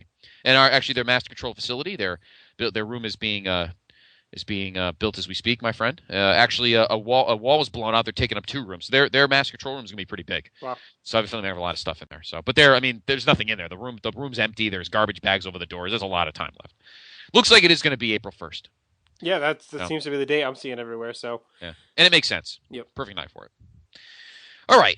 Why don't we take a quick break? When we come back, we will do our news and notes, and of course, asshole of the week, podcast world's best interactive segment. We'll talk a little hot stove, a little NHL, sprinkle some NBA, and of course your NFL Week 14 picks. All that and more coming up here on the Place to Be Podcast, episode 87, your headline show for the week. But first, a moment with our friends from WrestleChat.net. Because Can you feel the music? Can you feel the beat? You don't need drugs to move your feet. When the dealer tries to push on you, just tell him what you're gonna do. I wanna be a Hulkamaniac. I'm fun with my family and friends. How many pro wrestling news websites do you visit to get your daily news? 3, 4, maybe 5? Do yourself a favor and make that number 1.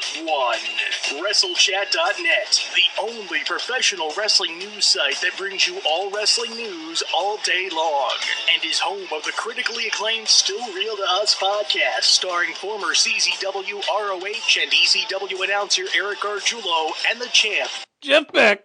Jeff Beck. That's WrestleChat.net. WrestleChat, it's where it's at. and he is all over this site, by the way, the champ there. Oh, he runs it. I thought the other guy did. Oh. I guess Eric Gargiulo just kind of piggybacks it. Anyway, he's like WrestleChat. the Scott Criscolo place to be.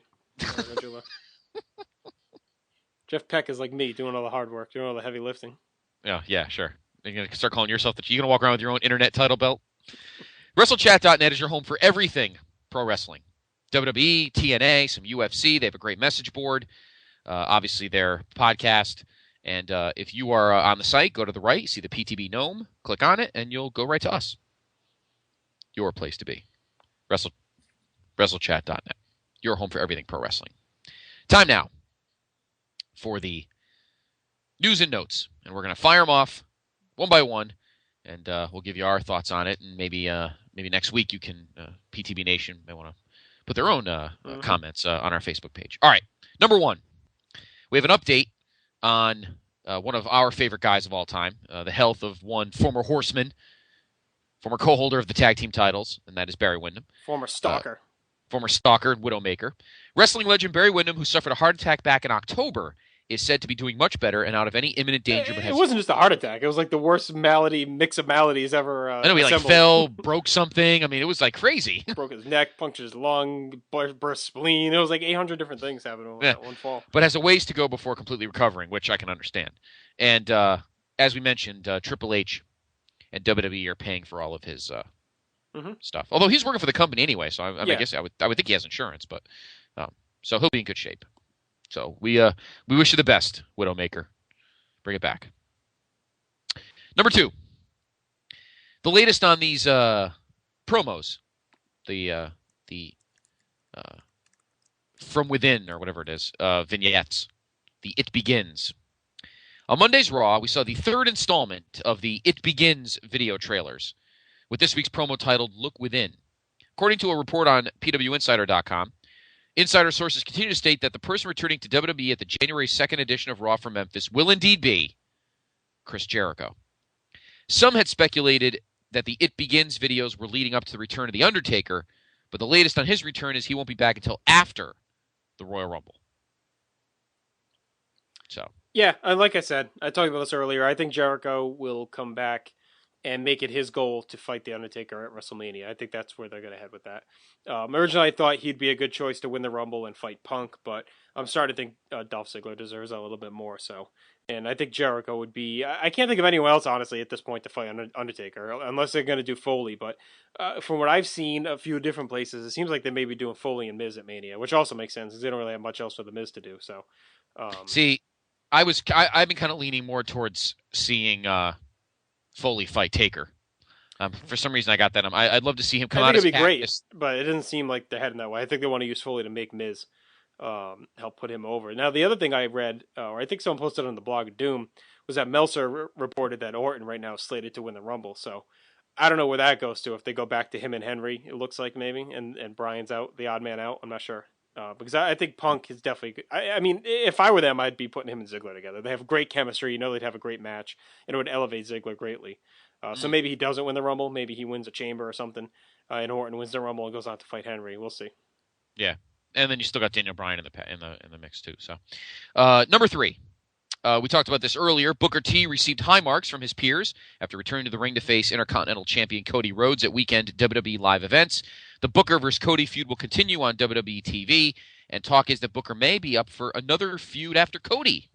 That makes sense. I mean, when the guy's motivated, he works well in the ring. He can help put guys over, and he's a big name that can help build these guys. Putting Cody over him is a nice win. And the only time where he's really not been that great was that 1 year after his world title reign, when he was kind of going through the motions in 2007. But other than that, when he's trying, he's good in the ring, especially as a face when he can sell and gain sympathy and put heat on the heel. So I think it's a smart idea to use him in this role. I agree 100%. He looks good. He's in good shape. And, when he's on, he's definitely a guy that gets the pop from the crowd. So, number 4.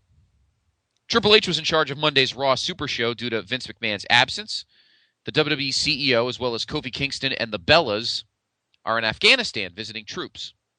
Footage from their triple aired during WWE's annual Tribute to the Troops special which will be next Tuesday night on USA.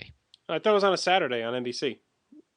The promo they aired on Raw the other night said it's this coming Tuesday on USA. Yeah, I know it is usually. You are right. It is usually Saturdays on NBC. I thought it was still supposed to be there. So I don't know. Maybe Tuesday's a repeat. No, that wouldn't be this Saturday, would it? No, I was thinking maybe Tuesday's a repeat on USA. Yeah, or maybe it's. I don't know. I could have sworn what the promo that aired on Raw said Tuesday night at 9 on USA. That's what I thought I heard. But we'll have to double check that. Does that story say that, or you were just adding to it? No, I'm adding to it. I thought I heard him say it. I thought I heard the promo on Raw last night say it's next Tuesday night at 9 on USA. Yeah, I think you might be right. Hang on, I'm pulling up the website right now. Okay. Next Tuesday at 9 on NBC. Oh, Encore will be Saturday at 9 the following Saturday. Okay, so the Encore is NBC. Okay. So there you go. So it's on both. So if you miss it, it's the premiere episode is Tuesday night at 9 on USA, and the repeat will be Saturday night. Does it have a time? 9 o'clock. Saturday night at 9 on NBC on the Peacock. So, and right now Vince's favorite divas are the Bellas. So I read that on. They didn't leave him over in Afghanistan. Yeah, really. Good Lord. Number 5. Now we get into my wheelhouse, DVDs. Maybe you can compare this to the ones on your shelf, and we can sit here and fall asleep for a half hour. Well, I was actually the extra part tonight was I was going to go through all of the Bam Bam Bigelow Coliseum video exclusives and the video game tips for those that maybe are interested. I don't know what would put PTB Nation to sleep faster. You reading your DVD collection or Matt Rotella speaking on anything? No, I will no longer do that. I promise.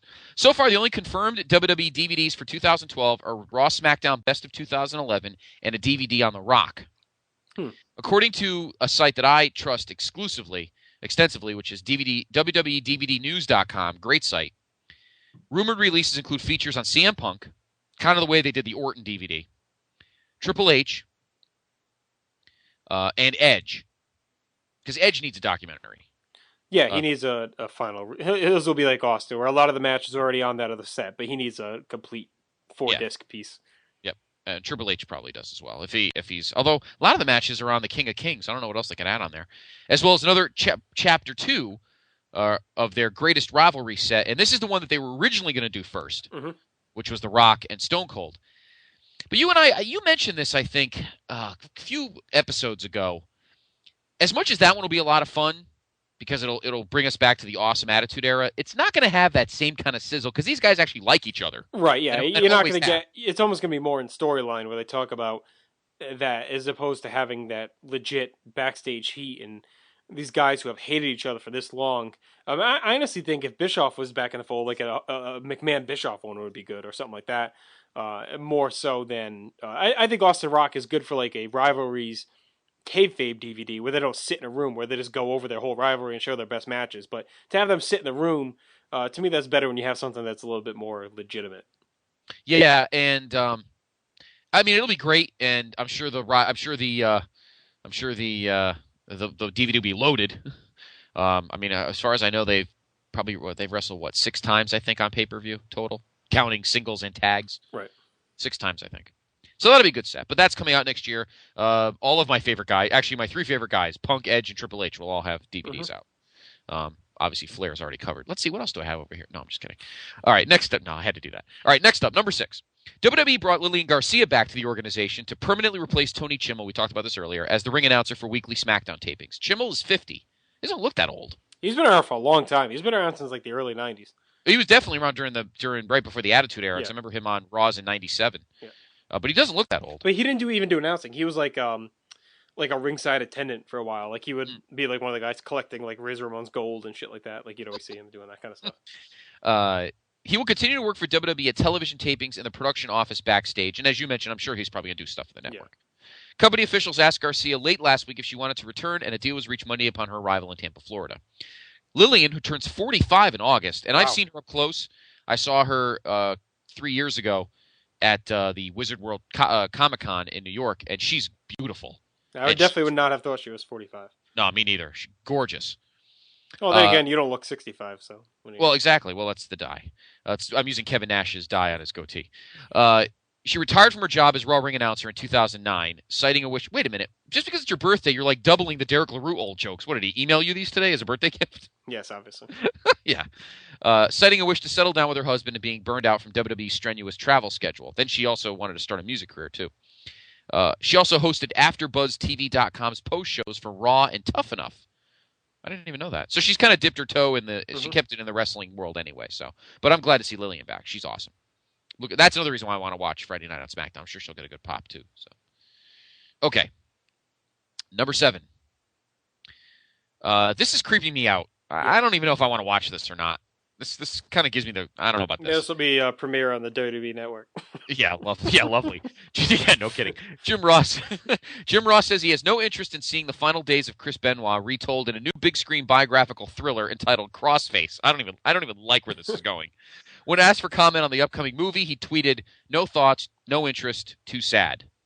He added, quote, "I was asked my opinion regarding potential Benoit movie. I gave my opinion, did man up, have no interest in reliving the tragedy. I lost 3 friends." SRG Films announced Saturday. Well, I guess Daniel, his son. I would think. Yeah, I guess. Yeah. Produce a film based on the life of the deceased former wrestler, which will be adapted from Matthew Randazzo's book, Ring of Hell, the story of Chris Benoit and the fall of the pro wrestling industry. Production is tentatively scheduled to begin in the fall of 2012. I don't know about you, but I don't think I can handle this. I'd probably see it just because of what it is, but yeah, I'm not really looking forward to it. I read the book. It had its facts here and there off, as most wrestling books do that aren't written by a specific guy, but right. It is what it is. I don't think we need to delve into the Benoit story. No, not at all. On a lighter note, number 8, this is right up your alley. This has to be you. This isn't him. You created a new account, didn't you? You had to have been. WWE Hall of Famer Dusty Rhodes is on Twitter. Let me tell you something here, Scott Criscolo. I joined the Twitter so I could come in here and call you out, brother. I'm going to go in there, and I'm going to talk about Starrcade 1997 with Hulk Hogan taking on Sting. I'm going to digress a little bit. I'm going to do one tweet, and I'm going to do a subtweet. I'm going to talk about my son, and both of my sons, really, Cody and Dustin Rhodes, the Goldust, going in there against Bobby the Stain Heenan. I'm going to go in there and talk about all the clever and all the plundering. So be looking for me on Twitter, Dustin Rhodes. Check me out. You know what, Dust? It is Christmas, so you know what that means. I get my polka dots. And you have to tweet to everyone the story of Tugboat. It is Christmas time, Dust. You know that. You know who's going to be waiting for you at home. I remember back in 1990. I really don't want to get into it, though, Scott. All right, that's okay. All right. There you go. Anyway, it is at Dusty WWE. The account has been confirmed by actually one of his sons, Goldust. Not Bobby? No, not Bobby. Or Jason? Or Jason. No, certainly not Jason. I don't want to read any of Jason's tweets. Okay, and finally, our final news note of the evening. There is talk that top FCW talents, Dean Ambrose, who's John Moxley, and Seth Rollins, who is the incredibly talented Tyler Black, may go on the road with WWE this month to get a look from producers. The two have had a much-talked-about series of matches at FCW since Ambrose was signed earlier this year. I'm looking forward. Now, there's something that they could definitely use for the network. Definitely doing some FCW shows. Yeah. I don't think there's any question. Definitely need to do that. I've seen Tyler Black. Unbelievable wrestler. Tremendous. Nice kid, too. I don't know who this Dean Ambrose is, but I know who he is, but I've never seen him. So, well, good. More young studs to bring up and keep things going. So, because I tell you something, if you've watched the NXT Redemption show, some of these guys I'm not totally crazy about. They're putting a lot of faith in this Derek Bateman, who looks like Seth, who looks like Andy Samberg, and he's okay. I love Johnny Curtis. What do you think of Johnny Curtis? I don't really have much to say. Oh, okay. I don't know if you've watched a lot of his stuff, but he actually, I've enjoyed him. I mean, I got a good look at him when Matt and I went to the SmackDown taping in Bridgeport. Go to WWE.com, everyone, on PTB Nation. I know our buddy Aaron Stevens is on his way back up. Yes, good. Well, we just wrote about a match with him, right? Mm-hmm. Yeah, we did. Yeah, we watched one. Yeah, we watched one when we were doing our reviews. Not that one. I meant we watched one of his old matches from the Assumption College show. Oh, that's right. Oh, which one was he? Oh, he came out as himself. That's right. Okay. He fought was him and the Boston. No, Boston Brawler fought the other guy, the student guy. He didn't. Didn't Aaron Stevens fight? He fought. What's his name? Ruiz, right? Or Ortiz? Yeah, I think so. Yep. Yeah. Who were those announcers again? I don't remember. Two guys. Well, one vagabond and another top of the line guy. Top of the line. I figured as much. A+. Yes. You predicted all the moves. That's right. Perfect. I knew everything that was coming. All right. So there's our news and notes brought to you by our good friends at WrestleChat.net. All right. And again, please go to the Facebook page and comment on what you've heard, and enhance the conversation. We'll talk about them. We'll talk more about them next week. But now it is time for everyone's favorite interactive segment. What kind of disgusting, despicable? He's an asshole. Who the fuck is this asshole? You're all a bunch of fucking assholes. Do you know who I am?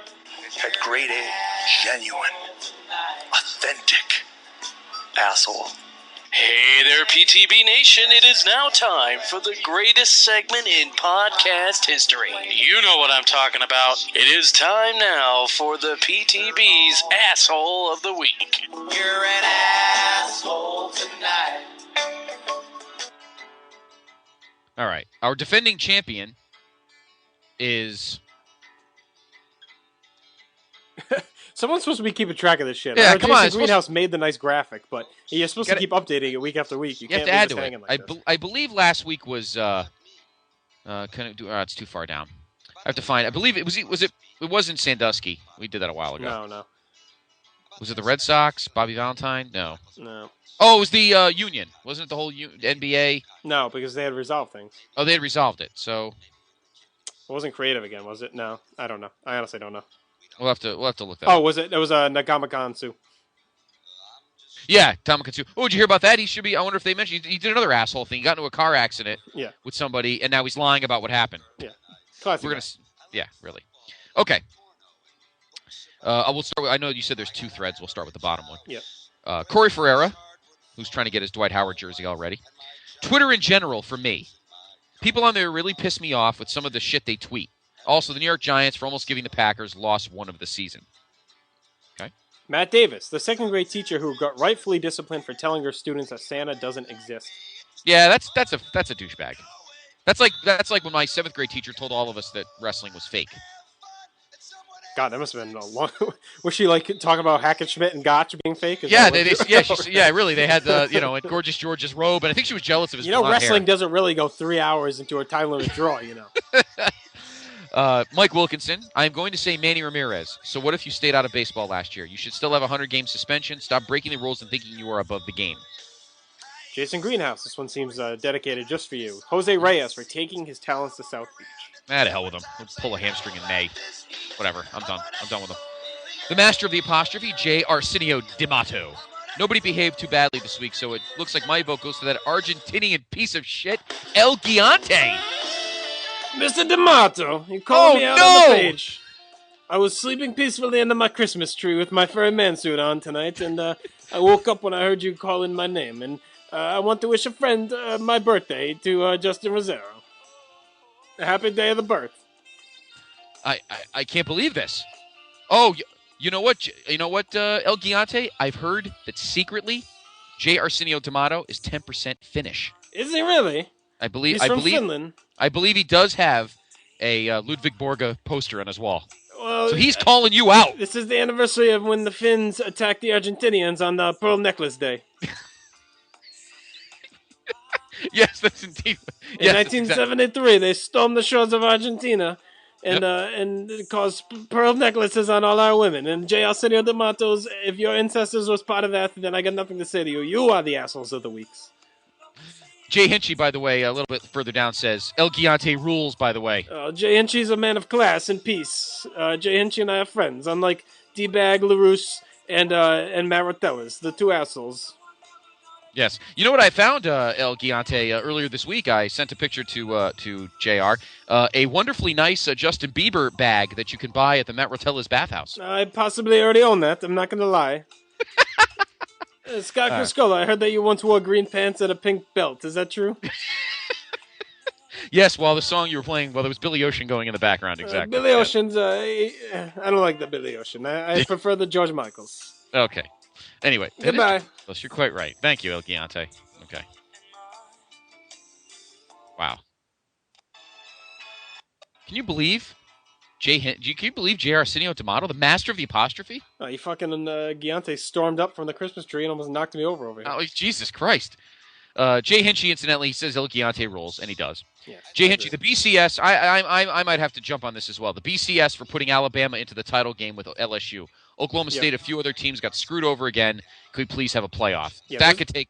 Yeah, if there's ever a year that they should at least have the top 4 teams in a playoff, this would have been tremendous. I think Alabama's a deserving team, but not as deserving as Oklahoma State. There's just no level where they deserve it. When you look at all the stats and the strength of schedule and everything else, Oklahoma State definitely deserves to be in that game. No, and think about it, their one loss came one day after their fucking women's basketball coach died. Yeah. You know, and the second major crash the second major plane crash in 11 years for that university. They had a crash in 2000 too. Yep. I think it was men's basketball at the time. And one day later, they got to fly to Ames, Iowa to play Iowa State. They played a tough game, right? They lost in overtime, wasn't it? They lost double overtime, yeah. 37. So, I mean, Alabama, they played LSU great, but they still finished second in that conference. And as great as the conference is, I just don't see it. But you know what? They could have solved all this and not had any issue if they just had a 4-team playoff. Yep, I agree. Call it the +1. 1 versus 3. 1 plays 4, 2 plays 3, and the winners play in the last game. Yep. Simple as that. Steve Gross. There he is again for Burt Reynolds. For Triple H and Creative, what's the deal with this Triple H Nash angle? This could be a hot feud, but we haven't seen Hunter in like forever, and the match is in 2 weeks. They have really dropped the ball here. They are assholes. Well, I think I'm kind of fine with the idea of Triple H having been off for a while, but I think they should have held the match to the Rumble at this point, since he hasn't been on at all. True. Matty Mars. I was talking to Steve about the Nash Triple H angle. I agree with him. They should just wait till the Rumble and really have this build a little more, and he agrees with me, I guess. I hope Triple H cuts a promo this week at least. On a side note, I'm going to nominate Scott for commenting on Justin's sound clips every time he plays them. You don't need to comment every time. They're funny enough. Ha! Still love the show, though. Keep it up. I love when Scott gets really heated about a topic. Good stuff. So I'm supposed to ignore them? No. I think you're an asshole anyway, so I agree. Well, that's why I'm on the show. Duh. That's the prerequisite. If this was nice guys, who the hell would listen? By the way, if you guys haven't gone on the Facebook page, you got to check out Jason Greenhouse's birthday gift to me. It was a tremendous picture he made. I got to put that on as my profile picture. All right, let's. All right. We got 2 more, a couple more further up the screen. Matt Davis, Brett Favre for saying he would come out of retirement if a team called him when no one wants him. Any which way he can stay in the headlines. And Derek LaRue agrees. I second Matt Davis. Brett Favre is a moron for even thinking about coming out of retirement. Yeah, it was being talked about with the Bears. Mm-hmm. All right, some good nominees. Tough though. Everybody seems easily asshole-ish. I think I'm with the BCS. I think the whole system's fucked. I don't blame Jose Reyes for leaving.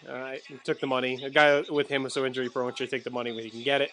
Manny, that's more of a baseball issue to me. They should keep him doing 100-game suspensions. Not really his fault. I mean, he's not going to say, oh, yeah, keep the 100.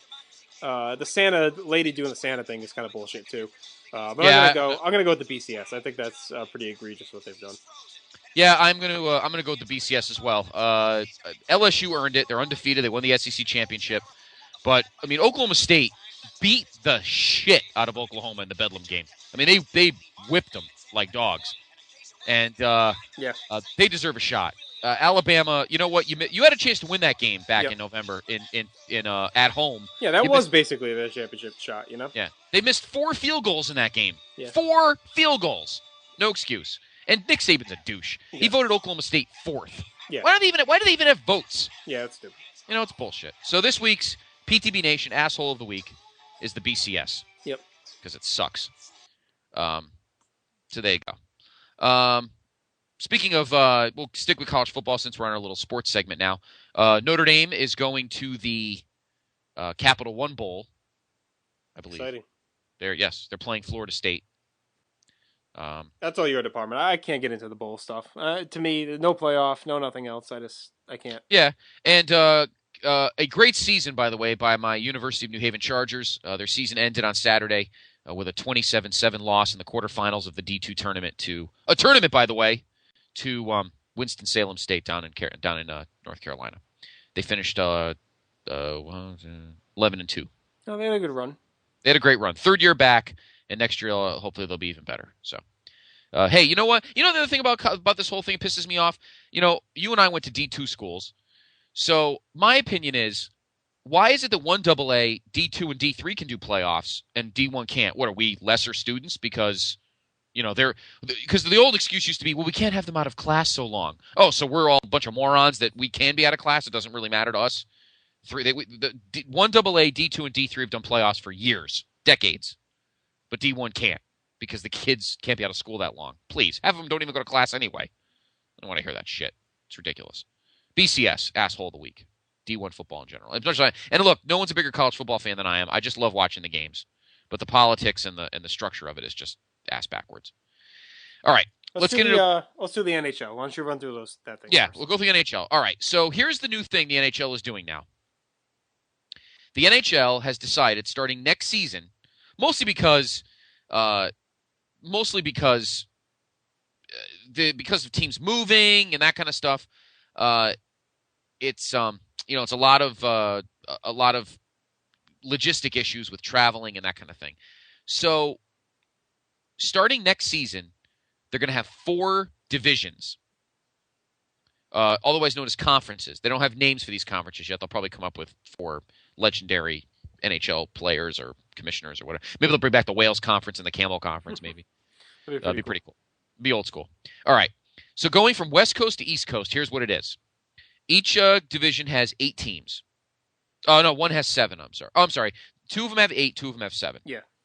Conference A will have the Anaheim Ducks, the Calgary Flames, Quack, Colorado. Mr. Ducksworth. That's right. The Colorado. You're not going to play Adam's DuckTales thing, are you? No. Oh, God, I hope not. The Colorado Avalanche, the Edmonton Oilers, the Los Angeles Kings, the Phoenix Coyotes, the San Jose Sharks, and the Vancouver Canucks. That's perfect. Not a lot of far traveling. They'll play each other a lot, and they won't have to move around very much. Conference B is the Chicago Blackhawks, the Columbus Blue Jackets, the Dallas Stars, the Detroit Red Wings, the Minnesota Wild, the Nashville Predators, the St. Louis Blues, and the Winnipeg Jets. That's a bitchin' conference right there. There's a lot of talent in that conference. Conference C, and this is my favorite because our team is in it. Listen to this. Look at this conference. The Boston Bruins, the Buffalo Sabres, the Florida Panthers, the Montreal Canadiens, the Ottawa Senators, the Tampa Bay Lightning, and the Toronto Maple Leafs. That's horrible. The Bruins could mop up that. Well, I mean, it's good they have them in Montreal together. Yeah, of course. And finally, and this will be the black and blue beat the shit out of everybody. This is like the ECW conference. The Carolina Hurricanes, the New Jersey Devils, the New York Islanders, the New York Rangers, the Philadelphia Flyers, the Pittsburgh Penguins, and the Washington Capitals. 7 teams that are just going to pummel each other to death all season long because that's just how all 7 of them play hockey. So that's what's going to happen. And the top 4, I'm not a big fan of this though. The top 4 in each conference make it. I think it should just be the top 8. Period. I don't think you should section them off. Just do the top 8 because What if Minnesota finishes 5th in the Conference B with 95 points? Right. It doesn't make it, but Edmonton finishes 4th in Conference A with 91 points. See, that's not right. They need to work on that. It just should be the top 8, period. And if that's the case, I guess you could just do 2 conferences and just do a long thing. So yeah, I mean, basically do the same thing. I mean, I think they're gonna have a lot of the division, in conference play with each other too. So I think it'll equal out. I mean, they're probably most years gonna get the top 4 in each will be the best. Yeah, exactly. We'll have to see it play out the first year. Quick hot stove note. Well, no, you're missing the best part though. Oh, the best part of the realignment is that in the playoffs, they're going to do by conference the first 2 rounds, but then in the 3rd round, they're going to reseed. So yes, oh yeah, they did. The East can play the East or however it's going to be in the finals if they're the 2 best teams. So say the Bruins finish number 1 overall, and the Canadiens are the 2nd best team in the league, and they both advance to the Final 4 against say like a 5 seed and an 8 seed or whatever. They reseed them, and it could end up that the Bruins would play the Canadiens for the Stanley Cup. So that's pretty awesome. Oh, that'd be tremendous. Oh, I'd love that. Yeah, so now any 2 teams can play. It doesn't matter what conference you're in. And you got to give the NHL credit. They're not afraid to change. They're not afraid to make radical decisions to improve the product. And that's something I think the NBA especially could take a lesson from. Yeah, I agree. The only thing left for me that would make this perfect and would make the league perfect again is to put a team in Quebec, bring back the Nordiques, and obviously... Well, that's rumored to put the team in Quebec City now. I was actually talking to our friend Mike if they should move teams or, with the 8-8-7-7, they probably could just expand, put one in Quebec City, and it'd be awesome if they put...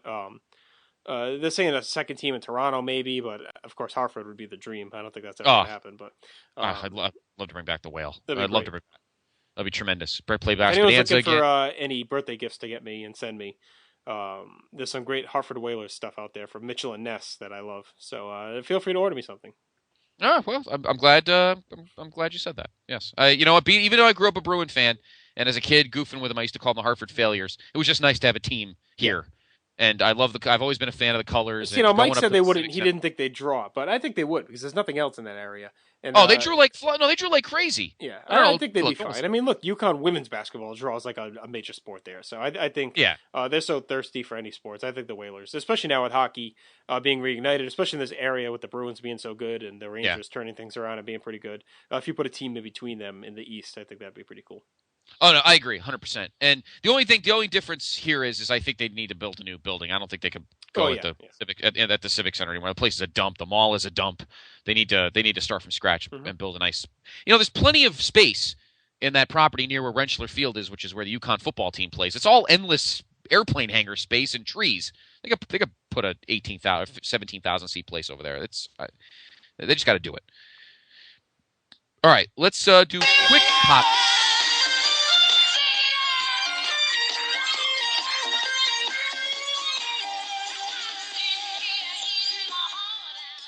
I figure we could do a little music for this. Obviously, the hot team so far this offseason has been the Miami Marlins. Yes. Signing Jose Reyes. Today they signed Mark Burley. Big deal. 4 for 58. That's kind of surprising. Yeah, it's a lot. But they have officially backed off of Albert Pujols. Well, no, I think Pujols backed off of them. I think they told them, you're out. I don't think they pulled out of it. Oh, okay. Right now, the Cardinals are rumored, now this isn't confirmed, are rumored to have offered 10 years, $220 million. No, I saw that was false and that it was only 9 years, so I don't know. But it seems like the Angels and Cubs are the other 2 teams still kind of in the mix for Pujols. C.J. Wilson, they're saying right now the latest update is that his decision is expected soon. They're figuring he's going to sign with the Angels for 5 years. The Marlins actually offered him 6, but it seems like he wants to pitch at home in California, so that extra year looks like it may not be enough to get it done.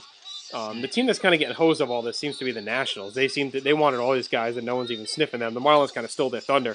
My dream, along with my North Turner dream, right now is that the Nationals get shut out of everyone in panic and make a trade for AJ Burnett, but we'll see. Prince Fielder looks like the Marlins may be heavy in him now after missing out on Pujols. The Mariners are also hot for him as well. Your Mets made a few moves, nothing significant, but pretty good pieces. They solidified the bullpen a little bit with some pickups as well, swapped centers fielders. Angel Pagan was a bum. I was getting tired of him throwing to the wrong base. Yeah. He blows signs at third. He runs when he's not supposed to. He kind of reminds me of Bertie Williams' his first 2 years in the league before Don Mattingly kind of got his head on straight, who didn't know where he was going, running the wrong way, and all this other. It was just a mess. And I like Frank Francisco if he doesn't act like a complete lunatic. I like the deal with the Giants. John Roush is a solid reliever. Yeah, I like John Roush. I think they're making the right moves. We talked about this before. The problem is now that division, if Miami's going to be this legit and spending this money and turning this team around, and Washington also with the open first strings, the Mets are going to have a hard time competing in that division, honestly, at this point. No, they will, and they know it. But it is the 50th anniversary of the history of the franchise. It's going to be a fun year at Citi Field. I feel like the atmosphere is going to be a lot happier, a lot more joyous, even if they're struggling. And then, of course, the other big thing is the walls are being moved in, the fences. So, David Wright may put up great numbers, and then they trade him at the deadline, which is fine. I mean, look. Well, no, but they're saying that they may be better off to trade him now because the rules are changing with the new CBA, and that I think you don't get a chance for a draft pick if you trade a guy in the middle of the season now, I guess. Like that. Well, if they trade him, I'll be sad to see him go, but you know what? They might as well, because by the time they turn things around, he's going to be done anyway. So he's not staying there. He's not going to resign there. So you might as well trade him now while you're rebuilding. And it'll be sad. I'll miss him because he was one of my favorite guy for the last 5 years. So, but we'll see. Yankees, nothing on the front at the moment. You guys are kind of flying under the radar right now. Do you even know what you're looking for? I mean, I don't think they have much to do, honestly. I mean, the starting pitching can be a concern if things don't work out, but I mean, they're bringing back a team that won 95 games and really was just a couple of clutch hits from going to the ALCS. So I don't think they have a lot. And now you're swapping in Montero for Posada. So, I'm pretty comfortable. There are talks of them linking Gio Gonzalez, but the price for him right now is pretty high. Right. Billy Beane wanted all their top prospects, but I don't think Gio Gonzalez is worth it. What could be interesting is the Phillies are looking at Gio Gonzalez, planning on bringing him in with the plan that they're going to let Cole Hamels walk. Or figuring they're not going to be able to afford to keep him, or they may trade him. Now, that's a guy I'd like the Yankees to get if they could. So we'll see. And then, of course, the Yankees are linked to John Danks as well. But I think Kenny Williams eventually will cave because it seems like he wants to sell and rebuild there. So we'll see. David Ortiz, of course, accepted arbitration with the Red Sox. They're trying to ink a multi-year deal. I was talking to our friend Josh tonight at dinner about the Red Sox, and that either way you look at things, they've downgraded. Because Terry Francona to Bobby Valentine, I don't care what you say as a Mets fan, I think that's a downgrade.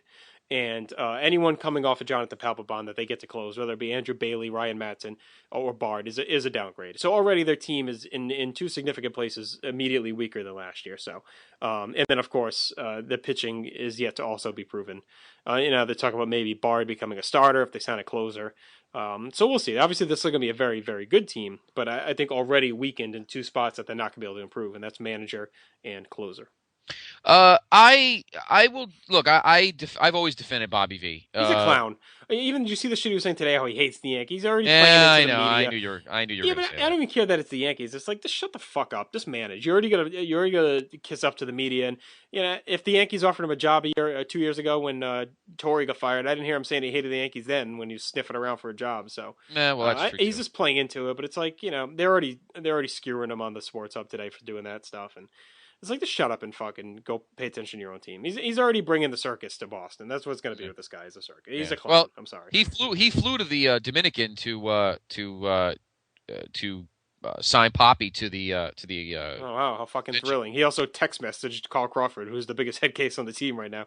That may be someone you want to do more than just text message. You might want to go. Yeah. With him. He's probably standing on top of the freaking press box, ready to jump off into the traffic. So, But anyway, whatever. I don't like. I just hate that entire team right now, and I'm not saying that I'm not a Yankee fan. I could care less. I picked those schmucks to go to the World Series last year. So, but my point is they're just a bunch of unlikable assholes. There's not one except for poor Jacoby Ellsbury, who probably belongs somewhere else. Is there anybody likable on that team all of a sudden? They're just all a bunch of douches, except maybe Pedroia is not too bad either. But just everybody's just so unlikable on that team now. Lazy, drinking, chicken-eating jerks. That's what they've turned into. Mm-hmm. So, Bobby V wants that. All the power to you. Idiot. Oh, Ben Cherington, he's another one. Poor guy. I don't know whether to like him or dislike him, but he's already being. It's clear already that he has no power. No, this is He's already a puppet. Yeah, he's a puppet for Larry and Henry. So anyway, we'll talk more about that in the spring. All right, it is time now for the final segment of the show, and that is.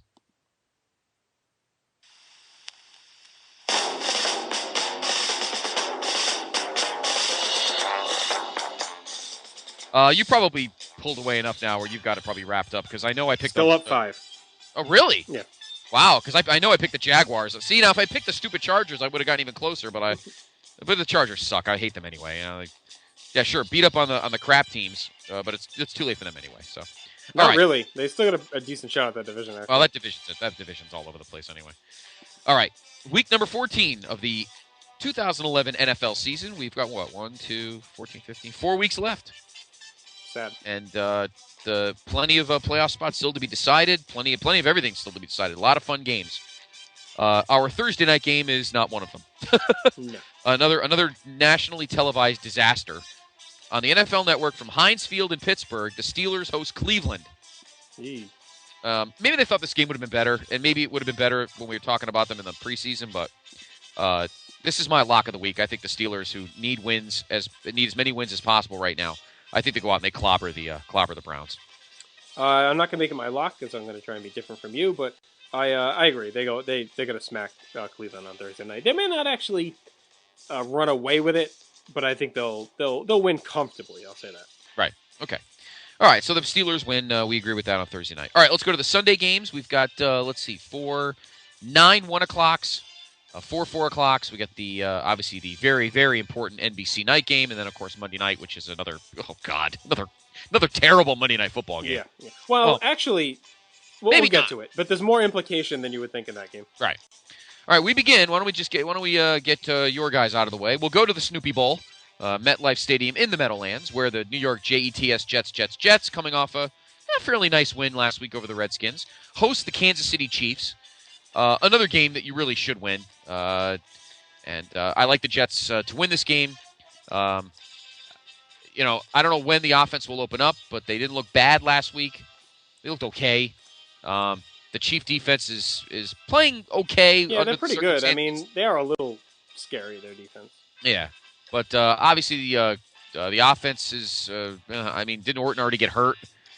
Yeah, Orton already got hurt. Yep. Yeah, Tyler Falco, I believe, is playing this weekend. Yeah, he's going to play. So I think the Jet defense, which is, I got to be honest, it's not looked. And I like a lot of it. And I know what you're going to say. A lot of it has to do with the fact that the offense doesn't give them a chance to breathe. But the defense has gotten a little ragged the last couple weeks. And I think they've been better the last couple weeks. Before that, they were struggling.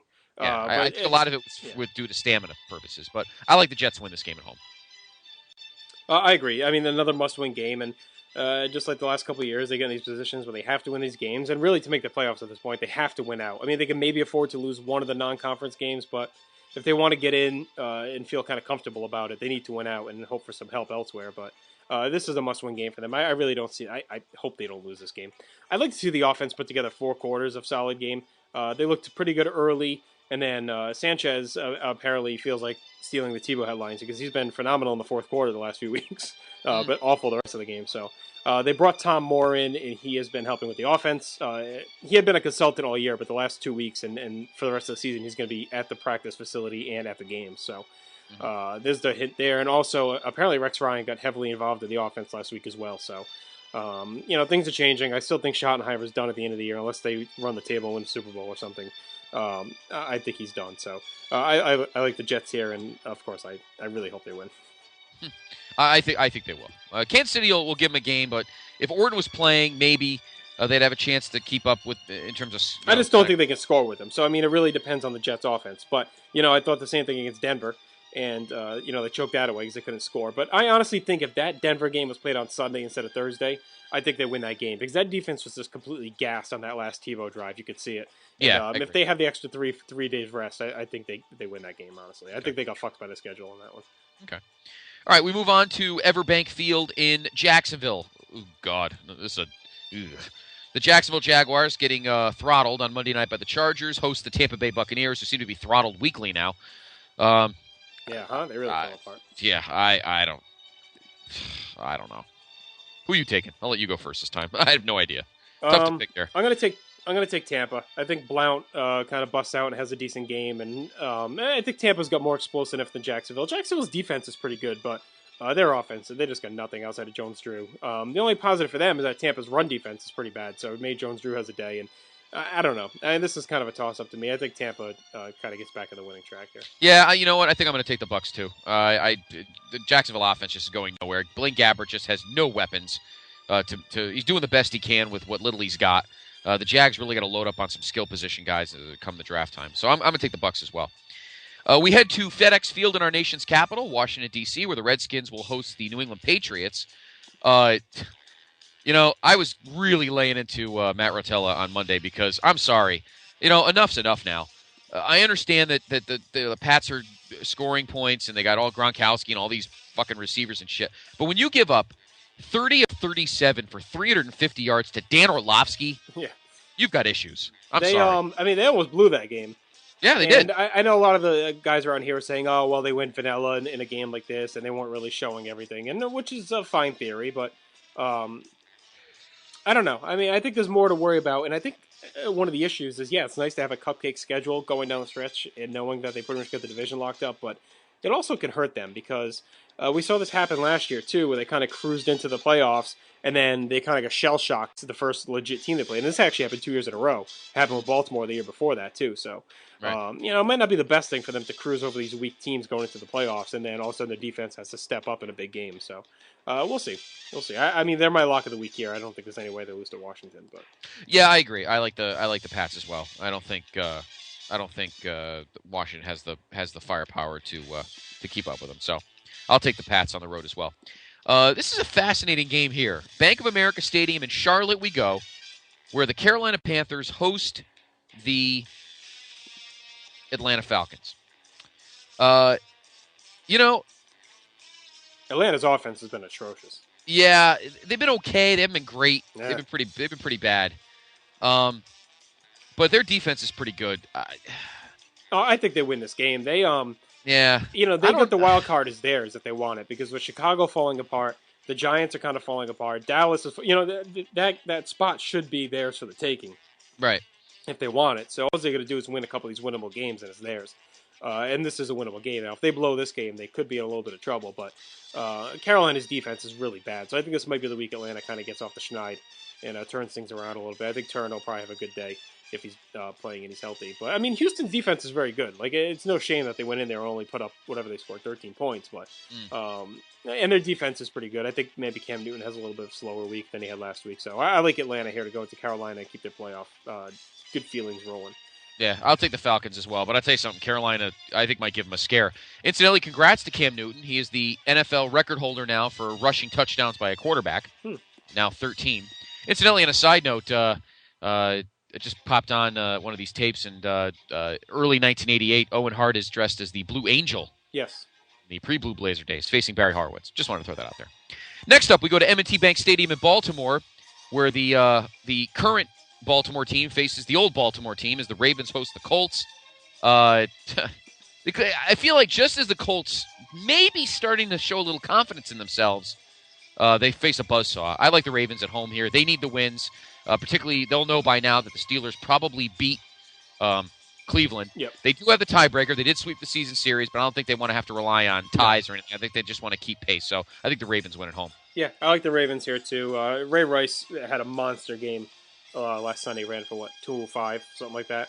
So I think they keep the good times rolling. And they if it was in Indy, I'd say maybe get a little bit of a scare. But Baltimore at home should eat them up pretty easily. Yes. So we like the Ravens to keep pace with the Steelers. Steelers would have already probably beaten Cleveland. And we both like Baltimore at home over the former Colts in Baltimore. And that is, of course, the Indianapolis Colts, who will stay winless. Next up.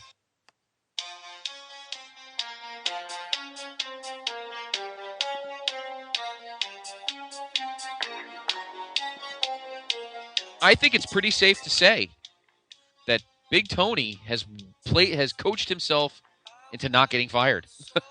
Maybe the best team in the league, not best team in the league, but maybe they're playing like it. I can't guarantee you he's not going to get. I guess it would be hard for them to really justify firing him. Unless someone great was out there for them to hire. But I don't know. We'll have to see. I'm kind of curious what they do at quarterback as well. Matt Morris played very well. He has. We're at Sun Life Stadium where the Dolphins host another laying duck, the Philadelphia Eagles. I watched them on Thursday, pieces of it against last week against Seattle. They're terrible. Yeah. Vince Young is a bum. Well, Vic is back and Macklin's back this week. So they're going to look a little bit better. But, Miami is hot. They're playing with a lot of confidence right now. The defense has been pretty good. Their offense is playing very well. And we'll see how Matt Moore does against a tandem of pretty good corners. But Philly's defense, I think Andy Reid's buddy Juan Castillo is going to be the scapegoat there. They're going to have to fire him or move him back to the offensive line coach and hire a legit defensive coordinator. They tried to get by with it this year. It just didn't work. So I like Miami here at home to stay hot. But I wouldn't be shocked if their run ends here and Philly gets a win. Yeah, I'm going to take the Dolphins too. I just like their confidence right now. Everybody's rallying around Tony. They're playing typical team football. I don't know, if my guys hadn't beaten them Thanksgiving, they'd be in the midst of like a 6-game winning streak right now. That's pretty impressive. So, and Philadelphia, I just think right now morale is low, confidence is low, and even though Vic's coming back, broken ribs don't heal overnight. So I'm sure he's probably still a little sore. We'll see what happens. So, next up, we head to Ford Field in Detroit, where a team that needs a win in the absolute worst way is the Detroit Lions. And they host the Minnesota Vikings, who you were livid on Sunday. Well, multiple reasons. One, I wanted to come on here and gloat that I picked them to win over Tebow. And two, I really need the Broncos to lose for the Jets. And that was a golden opportunity to gain a game on them. And Minnesota couldn't seal the deal. I don't know why they didn't go for 2 to go up 9. Tebow's probably going to get the 2-point conversion to tie it at 8. Minnesota played well. Ponder played well. Percy Harvin had a monster game. And Toby Gerhart had a pretty good game. And this, my friend, is my upset pick of the week. Minnesota is going to go into Detroit. They're playing high off of that last week's game. Detroit is hurting. They're sulking. And I think Minnesota goes in there and strikes another nail in their coffin of their playoff chances. Okay. I am not going to agree with you. I think Detroit will step up. They need the win badly. And I think they'll survive. Christian Ponder played great last week, but I think Matthew Stafford has grown up a lot. But their team is such just a mess. The penalties they do and the stupid plays are so undisciplined, and teams like that are the ones that usually crumble. We saw with the Red Sox, and teams like that are weak mentally and just do a lot of stupid errors and mistakes are the ones that can fall apart in a heartbeat. And I think that's what the Lions are. I don't think they have the willpower or the strength to turn things around on that team. Well, if this game was at the Metrodome, I may take the Vikings. But you know what? They're at home. They got a lot of weapons. I'm going to give them a chance to redeem themselves this week. Well, I also think the Lions are going to lose because it's part of my master plan that we're going to get to in a little bit. Oh, Jesus. Oh boy! Are you going to walk out with a velvet robe like Vince? You're going to be the higher power of the NFL. Master plan, my friend. Okay. Next up, we go to LP Field in Memphis, where the Tennessee Titans host the New Orleans Saints. I've been going up and down on this. I almost wanted to make this my upset special, but right now the Saints are doing their best to try and keep pace and at least be the number 2 seed in the NFC. Mm-hmm. So I'm going to take the Saints on the road. The Saints are going to go into Tennessee and help my Jets by knocking Tennessee down a game, which is much needed. And I think the Saints continue to roll. Like you said, they are playing possibly for that 1-seeder. I mean, they're only 1 game behind the Niners. I'm sorry, for the 2-seed. They're 1 game behind the Niners. So, they're definitely going to keep the pedals to the metal. So they're rolling. Their offense looks phenomenal. And honestly, their offense looks better than Green Bay's the last few weeks. So I think they have a pretty good chance to go in there and take Tennessee apart. Okay. Next up, we go to the final early game of the day, which is Paul Brown Stadium in Cincinnati, where the Bengals, who for the first time this year got legitimately whacked, losing to the Steelers, hosting, what are they on their 8th quarterback now? The Houston Texans. TJ Yates, and now they also signed Jeff Garcia. They got rid of Kellen Clemens already. Yeah. So they have, what's his name's their backup? Delhomme is their backup, and now Garcia is their 3rd string. But they still have Arian Foster. They got Ben Tate. And Yates looked solid. He didn't play that bad. Yeah. No, he didn't play bad at all. I like the Texans here. I think they need to win a little bit more. I think Andy Dalton's going to finally hit some growing pains. He's allowed to. He's a rookie. I like the Texans on the road. I'm taking them too, mainly because I need Cincy to lose, and I think they're going to be hurting off of that game against Pittsburgh. And I think Houston's just going to run and play ball control. And their pass defense is very, very good. So I could see Dalton having some trouble. All right, we head to the late games. We'll begin at Sports Authority Field at Mile High, where the Denver Broncos, who suddenly can't win and again can't lose, and again all the Tebow haters can throw things out the window. Broncos host the Chicago Bears, also with quarterback problems. If you're even rumored to be talking to Brett Favre, you know that you're desperate. I have a feeling it's going to be a really fun football game. I want to pick the Bears, but I just don't see it happening. I think Denver will play a consistent game. Forget Tebow. The defense has been boss the last month and a half. Yep. The defense is what's really kept them into these games, so Tebow could win them in the fourth quarter. So yeah, I mean, and who would have thunk that everybody laughed in late September that when I picked the Broncos to win this division, they may actually pull this thing out of their ass. Who knows? I'm going to take the Broncos at home. Yeah, me too. I want to pick Chicago because I need Chicago, but I don't like Caleb Haney going in there into Denver against that defense right now. So if they had Cutler there, obviously, and Forte's out as well, so they're really hurting. And Chicago's in deep danger of actually slipping out of that playoff spot that they seemed to have locked up just a few weeks ago. Exactly. We go to University of Phoenix Stadium in Glendale, where the Arizona Cardinals, who stuck one in my keister this past week, host the San Francisco 49ers. This is my upset special of the week. I think the Cardinals win. No way. I think they've gained a lot of confidence winning Sunday. Yeah, okay. I think the defense looked better than they've looked in weeks, and I need an upset special. And the rest of the games on this on the thing don't do anything for me. So I'm going to pull one out of my you know what here, and I'm going to take the Cardinals at home. No, San Fran is just too tough. Their defense is too good, and they want to keep pace to stay ahead of the Saints, even though they already have the division locked up. They want that bye. They need that bye. So I don't see a letdown here. They're playing too well. They're too well disciplined to go into Arizona, and their defense is just too good. I mean, Dallas's defense has nothing on the Niners. And Arizona still only scored, 16 points or whatever the hell they scored. So yeah, 19, yeah. So, I mean, they're not going to put up 19 even against that Niner D. And I think Cobb will be lucky to get out of this game healthy, to be honest. Okay. We go to Qualcomm Stadium in San Diego, where the San Diego Chargers, coming off their big win Monday over the Jags, if you can call it big, host the Buffalo Bills, who are just I don't know where they are right now. Two teams that really have really bruised, fragile egos and fragile psyches. I'm just going to take the Chargers at home. This is a game they should win. The Bills have really just shown that they're just not ready for primetime yet. So I'm going to take the Chargers at home. I agree. I like the Chargers. I think the Buffalo's in trouble. Losing Fred Jackson was a big blow to them, even though C.J. Spiller's been playing pretty well. But they can't stop the run at all. So I think Ryan Matthews has a pretty good game. And I think San Diego wins this. And honestly, they're not done yet. They can win that division at 9-7. Denver needs to start losing for that to happen, but they're not out of it yet. Okay. All right, we move to Lambeau Field in Green Bay, where the 12-0 now Green Bay Packers, who might have got lucky on a call or two Sunday against the Giants, but did win, host the Oakland Raiders. I don't see they may have gotten past their one hump to not go 16-0. I don't see them losing at home to the Raiders. Well, they're at the Raiders, but yeah, I don't see them. No, they're at Green. I just said they're at Lambeau Field. Oh shit! I thought it was in Oakland. I thought that's why the 4:15. Oh yeah, definitely Green Bay. They're not losing at home to Oakland. Yeah, no, it's at Green Bay. Yeah. No, it's at Green Bay. So the Packers win at home. All right, we go to the NBC primetime game, and big game. The chirping's already started. Well, it started last week, but the chirping's been going on since last week. Well, your stupid team could have locked up the division. Well, don't even start. That was a disaster in its own right. And forget the whole timeout. So anyway, of course, we're talking about Cowboys Stadium in Arlington, the first of 2 games in 4 weeks between the Cowboys and the New York Giants. That game Sunday was just. I think sometimes Jason Garrett, another goddamn Cowboy coach who overthinks. Tom Landry would never. Not Jimmy Johnson. I don't even think drunken Barry Switzer would have blown that, even though he did do that 4th down against the Eagles that year. Well, here's my issue, though. Him calling the timeout, it is what it is. But they really, Arizona was going to call the timeout anyway, they had said. So, to me, that's not really as big of an issue as it is why they didn't call timeout when they got to within, the 40 or whatever. They had 40 seconds or 38 seconds left, and instead they ran up to the line, they took their time and spiked the ball with 9 seconds left. They could have had 3 more plays to get closer for Bailey. So to me, that's the issue more than calling the timeout. I agree with you 100%. They're just definitely. Why did they do the same thing they did against Miami?